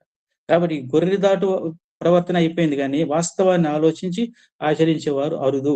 కాబట్టి నదీ తీరంలో సైకత లింగాన్ని చేసిన కారణంగా నా రాగి చెంబు నాకు దూరమైందని విప్రుడు చింతించాడు. కాబట్టి శ్రేష్టత్వం అనేది ఉత్కృష్టంగా ఉండాలి కానీ అది నికృష్టంగా తయారు కాకూడదు అని శాస్త్రజ్ఞులు మనకి చెప్తారు. కాబట్టి శ్రేష్ఠుడు దారి తప్పితే అనుసరించే వారందరూ కూడా దారి తప్పుతారనేది అందరికీ విదితమే. కాబట్టి దానివల్ల అనుయాయులకే నష్టమని భావిస్తాం. ఇప్పుడు చూడండి, శ్రేష్ఠుడు ఏ తప్పు చేస్తాడో ఇక్కడ చిన్న ధర్మ సందేహం, సూక్ష్మ ధర్మ రహస్యం ఉందన్నమాట. శ్రేష్ఠుడు ఏ విషయాన్ని ఆచరిస్తాడో మంచిదైతే ఫలితాన్ని పొందుతాం, అది మంచిది కాకపోతే శ్రేష్ఠుడు అనాలోచితంగా అనాదర్శమైన పని ఏదైనా చేశాడు అనుకోండి, దానివల్ల నష్టపోతాం. కానీ అనుయాయులు మాత్రమే నష్టపోరు, అది గుర్తుపెట్టుకోండి. శ్రేష్ఠుడు కూడా నష్టపోతాడు. కాబట్టి తన ప్రవర్తన వల్ల అనుయాయుల్ని సక్రమ మార్గంలో నడిపించాలి కానీ తన ప్రవర్తన వల్ల తనకి ఒక చెడ్డ పేరు రాకూడదు, అనుయాయులకి చెడ్డ పేరు రాకూడదు అనమాట. కాబట్టి ఇట్లా ఎలా ఉంటుందండి, ఉదాహరణ గాలివాన వచ్చింది బాగా, చెట్లు కొమ్మలన్నీ విరిగిపోయినాయి అనుకోండి, కొన్ని చోట్ల చెట్లు కూడా కూలిపోతాయి. కాబట్టి చెట్లు కొమ్మలు కూలిపోతాయి కానీ చెట్లు కూడా కూలిపోతాయి. కాబట్టి అనాలోచిత కర్మల వల్ల ఏమవుతుందంటే శ్రేష్ఠుడు కూడా నశించిపోతాడు అన్నమాట. కాబట్టి ఇక్కడ నో ఎక్సెప్షన్ ఫర్ జ్యేష్ఠుడు అని శ్రేష్ఠుడు ఏమో. శ్రేష్ఠత్వము జ్యేష్ఠత్వము రెండు కలిపి ఉండాలన్నమాట. జ్యేష్ఠత్వం ఎప్పుడు శ్రేష్ఠత్వానికి దారి తీయాలి కానీ నికృష్టత్వానికి దారి తీయకూడదు అని చెప్తున్నాడు అనమాట. ఇక 22వ శ్లోకంలో ఏంటంటే, సరే ఇక్కడ ఏమనుకుంటే అనుకుంటాడు అర్జునుడు, ఓహో ఇన్ని చెప్తున్నావు అర్జున, కృష్ణ, మరి చెప్పేందుకు బాగానుంటే చేసేందుకు చాలా కష్టంలే. ఇవన్నీ కూడా ఏంటంటే చేసి చూపించడానికి చెప్పడానికి చాలా సులువుగా ఉంటుంది కానీ చేసినప్పుడు తెలుస్తుందిలే అని అర్జునుడు ఎక్కడ ఒక తేలిక రకమైన భావంలోకి వెళ్తాడు అని చెప్పేసి కృష్ణుడు ఆలోచించి, అర్జునుడు ఎలా అనుకోవచ్చు, బావ ఎన్ని కౌర్లు అని చెప్తావులే, చేసి చూపించాలి కానీ చెప్పడం ఈజీ అనుకుంటాడేమో అని చెప్పేసి అతని సందేహ నివారణ కోసం ఏం చెప్తాడు అంటే, ఓ అర్జున, నమే పార్థాస్తి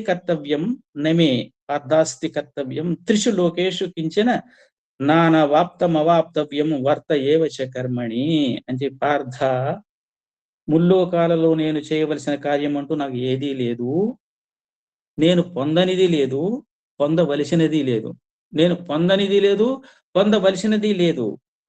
అయినా నేను కర్మలను చేస్తూనే ఉన్నాను. ఎప్పుడైతే అతని మదిలో సందేహం మెదులుతుంది అనుకుని ఊహించాడో కృష్ణుడు చక్కని బాణం వేశాడన్నమాట. పార్థ, ముల్లోకాల్లో నేను చేయవలసింది ఏమీ లేదు. సర్వం సహా చక్రవర్తి, 14 భువనాలు ఆయన కుక్షిలో ఉన్నాయి. ఆయన చేయాల్సిన పని ఏముందండి? కాబట్టి ముల్లోకాల్లో నేను చేయవలసిన కార్యం అంటూ నాకు ఏదీ లేదు. నేను పొందనిది లేదు, పొందవలసినది లేదు. అయినా నేను కర్మలను చేస్తూనే ఉన్నాను. కాబట్టి అర్జున, ఇక్కడ కర్తవ్యం నాస్తి అన్నాడు చూడండి ఆ పద్యంలో. కర్తవ్యం నాస్తి, నమే పార్థాస్తి కర్తవ్యం అంటే కర్తవ్యం నాస్తి, నేను చేయవలసింది ఏమీ లేదు. కానీ ఎందుకని లేదు? భగవంతుడు ఏమి పొందాలి? ఆయనకి లేనిది ఏమిటి? పొందవలసినది. ఆయన పొందకుండా ఉన్నది ఏమిటి? ఏదీ లేదని, ఆయన ఏమీ లేదని ఆయన దేన్ని కోరుకోవాలి? కాబట్టి ఆయనకి లభ్యము కానిది ఏదీ లేదు. అక్కడే నా అనవాప్తం అవాప్తవ్యం, నా అనవాప్తం అవాప్తవ్యం అని చక్కని పదాలు. అంటే నేను పొందదగింది లేదు, పొందలేనిది లేదు, అన్ని పొందే ఉన్నాను నేను.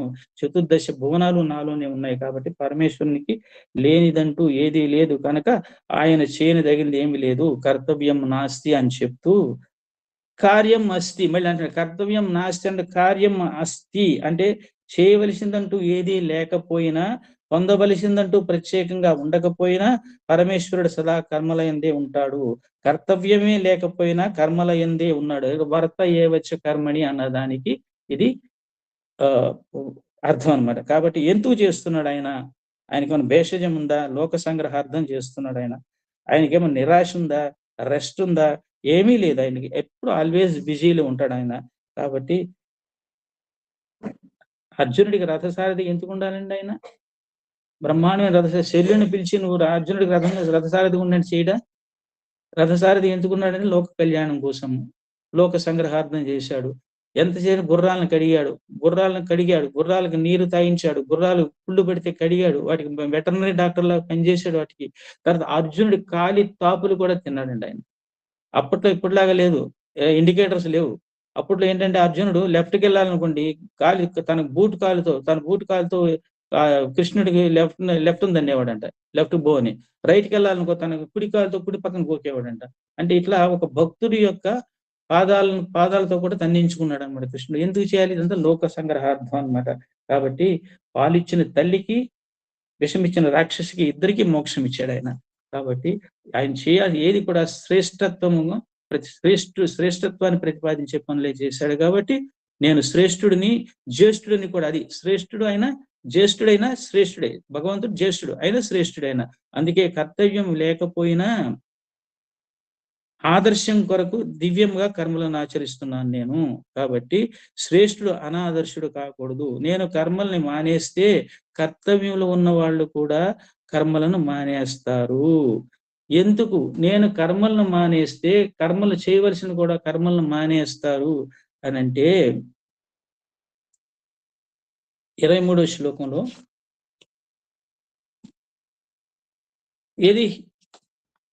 యది హ్యహం న వర్తేయం జాతు కర్మణ్యతంద్రితః మమ వర్త్మాను వర్తంతే మనుష్యాః పార్థ సర్వశః. అంటే అర్జున, ఏలయనగా నేను ఎల్లప్పుడూ జాగరూకుడనై కర్మల యందు ప్రవర్తింపకపోయినచో మనుష్యులు విధముల నా యొక్క మార్గమునే అనుసరించుదురు. అతంద్రిత అంటే అలసత్వం అన్నమాట. నేను గాని అలసత్వం వహిస్తే మిగిలినందరూ కూడా ఏంటంటే శ్రీకృష్ణ భగవానుడే కర్మాచరణ చేయట్లేదు, మనం ఎందుకు చేయాలని వాళ్ళందరూ కూడా అలసత్వాన్ని ప్రదర్శిస్తారు అని చెప్తూ ఒక భాష్యకారుడు రాస్తాడనమాట. రాత్రి మెయిల్ ఉంటది కదా, రాత్రి మెయిల్ బండి ఉంటది కదా, ఆ మెయిల్ బండి డ్రైవర్ ఎంత అప్రమత్తుడిగా ఉంటాడో భగవంతుడు కూడా అంతే అప్రమత్తుగా ఉంటాడంట. కొంచెం ఆ మెయిల్ బండి డ్రైవర్ కొంచెము అజాగ్రత్త అతని పక్షమును సంభవించినను జనులందరికీ ఘోర విపత్తు ఇట్లు వాటిలను. అట్లే ముముక్షువులను భగవంతుడును తమ ఆధ్యాత్మిక సాధనలందు సోమరితనము వహించినచో గొప్ప పతనము చేకూరగలదు అని చెప్పిన తర్వాత ఇక్కడ అర్జునుడికి ఒక సందేహం వస్తుందన్నమాట. అర్జున, ఇక్కడ అనుకరణ అనేది ఏంటంటే ప్రతి మనిషిలో కూడా, మానవ జాతిలో అనుకరణ అనేది సహజాతం. అనుకరణ అనేది సహజాతము అంటే మనిషితో పాటే అనుకరణ పుట్టిందండి. ఏదైనా ఇమిటేషన్ ఈజీగా చేస్తుంటారు అన్నమాట ప్రతి ఒక్కడు కూడా.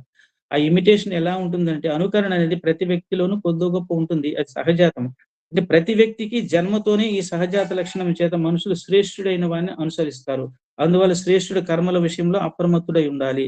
కాబట్టి సోమరి కాకుండా ఉండాలి. సోమరి ఏంటంటే మన ఇంగ్లీష్‌లో ప్రావర్బ్ ఉంది. Idle man's brain is devil's workshop అని. కాబట్టి అర్జున అందుచేతనే నేను కర్మలను విడిచిపెడితే శ్రీకృష్ణుడి కన్నా శ్రేష్ఠులెవరు? మనం కూడా ఆయన మార్గంలోనే పోదామని వాళ్ళ బలహీనతకు బలాన్ని చేకూర్చుకుంటారు. శ్రీకృష్ణుడే పని చేయట్లేనప్పుడు మనం ఎందుకు కూర్చోవడం? మనం కూర్చుంటే జరగదా? అని అన్నట్టుగా ఏంటంటే వాళ్ళ బలహీనతకి ఈ విధంగా శ్రీకృష్ణుని ఆదర్శంగా తీసుకొని బలం చేకూర్చుకుంటారు. కాబట్టి అలసత్వానికి అవకాశం ఇవ్వకుండా నేను కర్మలను ఆచరిస్తున్నాను అని చెప్తే అర్జునుడు ఒక సందేహం కల్పిస్తాడు. అర్జున బావా, నువ్వు షడ్గుణైశ్వర్య సంపన్నుడు కదా, నీ దగ్గర జ్ఞాన సంపద ఉంది కదా, ఆ జ్ఞాన సంపద గురించి ఎందుకు ప్రజలు వెంపర్లాడరు? నీలోని సద్గుణాలు ఎందుకు వాళ్ళు తీసుకోరు అని ఒక క్వశ్చన్ పడుతుంది అనమాట ఇక్కడ. అంటే అర్జున, మనస్తత్వ శాస్త్రం ప్రకారం, అంటే ఇక్కడ సైకాలజీలో ఫిలాసఫీ, తత్వశాస్త్రం అంటే ఫిలాసఫీ, తత్వశాస్త్రంలో మనస్తత్వ శాస్త్రం అని ఒక అంశం ఉంటుందన్నమాట. ఇది అందులో ఈ మనస్తత్వ శాస్త్రంలో చెప్తారంట, అనుకరణ అనేది ఒక ఉన్మాదం లాంటిదంట. అంటే విచిత్రంగా చోటు చేసుకుంటుంది మనలో. అనుకరించవలసిన విషయాలు ఎదుటి వ్యక్తుల్లో అనేకం కనిపిస్తున్నా వాటిలో తన మనస్తత్వానికి, తన అభిరుచికి అనుగుణమైన దాన్ని అనుకరించేవాడు ఎందుకుంటాడు? ఇది ఒక మానసిక దౌర్బల్యం. చూసావా? తత్వశాస్త్రంలో మానసిక తత్వశాస్త్రం ఉంటుంది, మనస్తత్వ శాస్త్రం ఉంటుంది. దాంట్లో ఏంటంటే ఈ అనుకరించవలసిన విషయాన్ని అనుకరించడు. తన మనస్తత్వానికి అనుగుణమైన దాన్ని అవతలలో చాలా అనుకరించవలసిన విషయాలు ఉంటాయి మంచి, కానీ తన మనస్తత్వానికి సరిపడిగా తీసుకుంటాడు. కానీ శ్రేష్టత్వాన్ని ఆపాదింపబడే శ్రేష్టత్వాన్ని పొందే గుణాలు ఏంటిని కూడా వాడు అనుకరించడు అనమాట. కాబట్టి శ్రేష్ఠుడు భోజనం చేస్తాడు, పని చేస్తాడు. కానీ ఈ అనుకరించేవాడు ఏంటంటే భోజనం మాత్రమే చేస్తాడు కానీ పని చేయటానికి ఇష్టపడు. శ్రేష్ఠుడు ఆలయానికి వెళ్తాడు, అలాగే సినిమాకి వెళ్ళాడు అనుకోండి. మన ఉదాహరణ చెప్తున్నాను. సినిమాకి వెళ్తే అనుకరించేవాడు సినిమాకి వెళ్ళడానికి చూస్తాడు కానీ శ్రేష్ఠుడు ఆలయానికి వెళ్ళాడు కదా అని అనుకోవడం. కాబట్టి అనుసరించేవాడి బలహీనతను కాబట్టి ఎప్పుడు కూడా అనుసరించేవాడు నాలోని గుణాలను తీసుకున్నా వాడి మనస్తత్వానికి సరిపడేవే తీసుకుంటాడు. కాబట్టి నేనేం చేయాలంటే అనుసరించే వాడి బలహీనతను దృష్టిలో ఉంచుకొని శ్రేష్ఠుని వాడు అప్రమత్తుడై వ్యవహరించాలి. అందుచే తాను అదే చేస్తున్నట్లు గీతాచార్యుడు చెప్తున్నాడు. అయిపోయింది. ఆఖరి శ్లోకం ఇంకా మనకి 24. ఉత్సీదేయురిమే లోకాన కుర్యాం కర్మ చేదహం శంకరస్య చ కర్తాశ్యాం ఉపహన్యామి మా ప్రజా. అది అంటే నేను కర్మలను ఆచరించటం మానేచో ఈ లోకములన్నీ నశించిపోతాయి.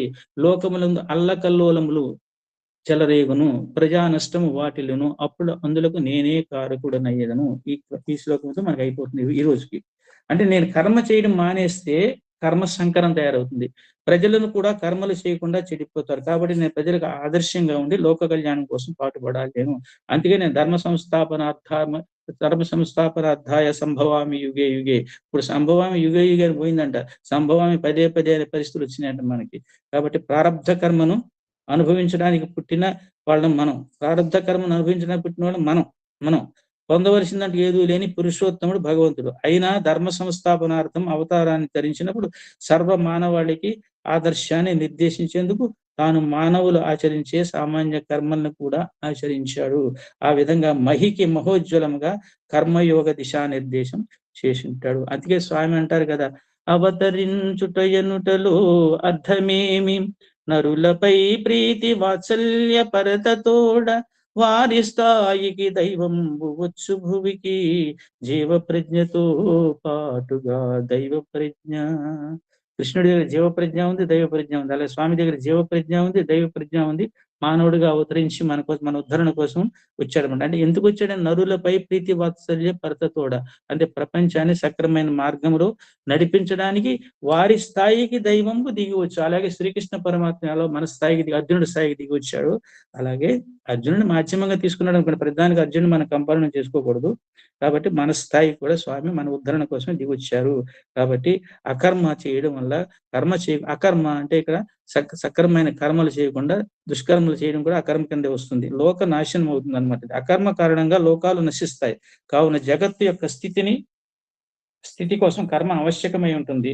అలాంటి కర్మ విషయాన్ని నేను ఉపయోగిస్తే కర్మ సంకరానికి కారణం అవుతాను అని చెప్తూ ఆఖరిలో ఏం చెప్తాడంటే, కర్మ లేకపోతే యజ్ఞాలు ఎలా జరుగుతాయి చెప్తాడు. అర్జున, కర్మలు లేకపోతే యజ్ఞాలు ఎలా జరుగుతాయి?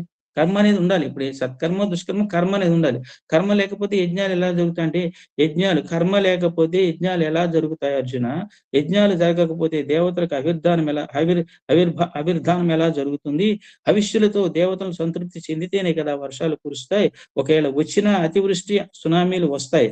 అలాంటప్పుడు పాడి పంటలు సమృద్ధిగా ఉంటాయా? ఉండవు. కాబట్టి ఇక లోకం నశించకుండా ఎలా ఉంటుంది? అందుకే నాకు అవసరం లేకపోయినా నేను కర్మలను ఆచరిస్తున్నాను. ఇక్కడ చూడండి, భగవానుడికి ఎంత కరుణ ప్రాణికోట్ల ఎడల. ప్రజల సంక్షేమం కొరకు నేను కర్మను చేయుచునని భగవానుడు కర్మయోగం యొక్క ఆవశ్యకతను నిరూపించుచున్నాడు. అంటే భగవంతునికి ప్రాణికోట్ల ఎడల ఎంతటి కరుణ కలదో, వారి శ్రేయము వారు ఎంత గాఢముగా వాంఛించున్నారో ఈ శ్లోకం వలన తెలియచున్నది. జై సాయిరామ్. ఈ పాటికి ఇక్కడ ముగిస్తున్నాను నేను. నాకు ఈ అవకాశాన్ని ఇచ్చిన శ్రీ ఎమ్మెల్యన్ గారికి, చక్కగా పరిచయం చేసిన మిత్రులు సోదరులు కోటేశ్వరరావు గారికి, సాంకేతిక సహకారం ఇచ్చిన పద్మ గారికి, పార్థసారథి గారికి, ఇప్పటి వరకు ఎంతో శ్రద్ధ ఓపికతో ఉన్న దాదాపు నా ఇక్కడ కనపడుతున్న 56 మంది ఉన్నారు. వాళ్ళందరికీ కూడా ప్రత్యేకమైన నాకు శారీరకంగా, మానసికంగా వాళ్ళు ఇక్కడ ఉండి చక్కగా విన్నందుకు, వాళ్ళ అమూల్యమైన సమయాన్ని నా కోసం వెచ్చించిన వాళ్ళకు కూడా ప్రత్యేకమైన ధన్యవాదాలు తెలియజేసుకుంటూ, చివరిగా ముఖ్యంగా నాకు వేదికనిచ్చి నన్ను నిరంతరం ప్రోత్సహించే సోదరులు శ్రీ ఎమ్మెల్యే కూడా ప్రత్యేక ధన్యవాదాలు తెలియజేసుకుంటూ, జై సాయిరామ్.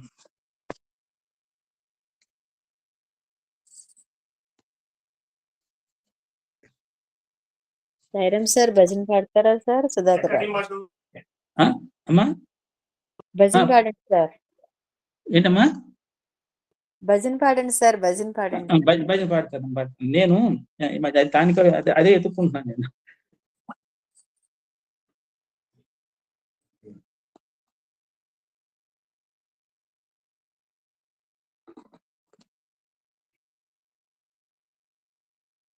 సాయిరామ్మ, నేను ఈ మధ్యన ఒక గాయని రమ్య బెహ్రా ప్రశాంతి నిలయంలో పాడిందమ్మ. ఒక పాట మీరు అందరికి తెలిసే ఉంటుంది, మీరందరూ సుపరిచితులే ఆ పాటకి. కానీ ఆ పాట నన్ను ఎందుకో, ఎప్పుడు రొటీన్ భజన పాటలే పాడుతున్నాం కదా, కానీ ఆ పాట నన్ను ఎంతో ఆకర్షించింది. కాబట్టి నా శక్తి మేరకు ఆ పాట నేను పాడతాను ఇవాళ నేను.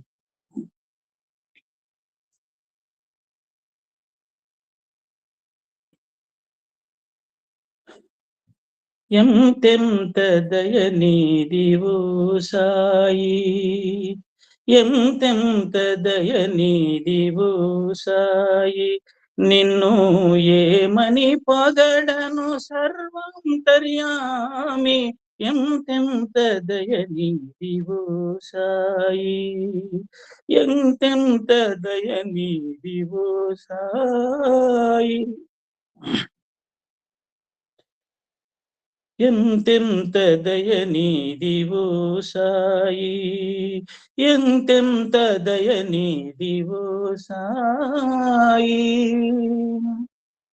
తొలగించినావు వ్యాధులు ఊదితో, వెలిగించినావు దివ్యలు నీటితో, తొలగించినావు వ్యాధులు ఊదితో, వెలిగించినావు దివ్యలు నీటితో, నుడులకు అందవు నుతులకు పొంగవు, నుడులకు అందవు నుతులకు పొంగవు, పాపాలు కడిగే పావన గంగవు, ఎంతెంత దయనీదివో సాయి, ఎంతెంత దయనీదివో సాయి, నిన్ను ఏమని పొగడను సర్వాంతర్యామి, ఎంతెంత దయనీదివో సాయి, ఎంతెంత దయనీదివో సాయి.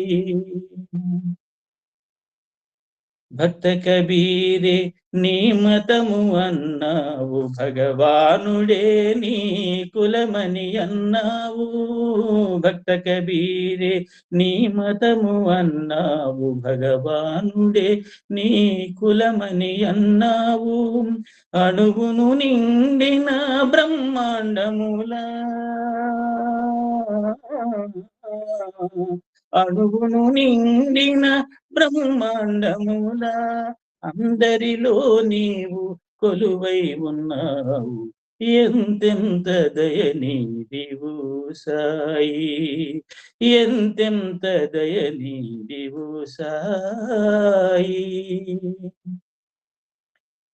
ప్రభవించినావు మానవమూర్తివై, ప్రసరించినావు ఆరని జ్యోతివై.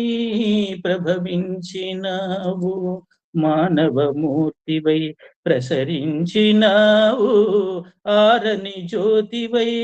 మారుతి నీవే గణపతి నీవే, మారుతి నీవే గణపతి నీవే. సర్వదేవతల నవ్యాకృతి నీవే. ఎంతెంత దయనీదివు సాయి, ఎంతెంత దయనీదివు సాయి. నిన్ను ఏమని పొగడను సర్వాంతర్యామి, ఎంతెంత దయనీదివు సాయి, ఎంతెంత దయనీదివు సాయి. బాబా సాయి బాబా, బాబా సత్య సాయి బాబా, బాబా బాబా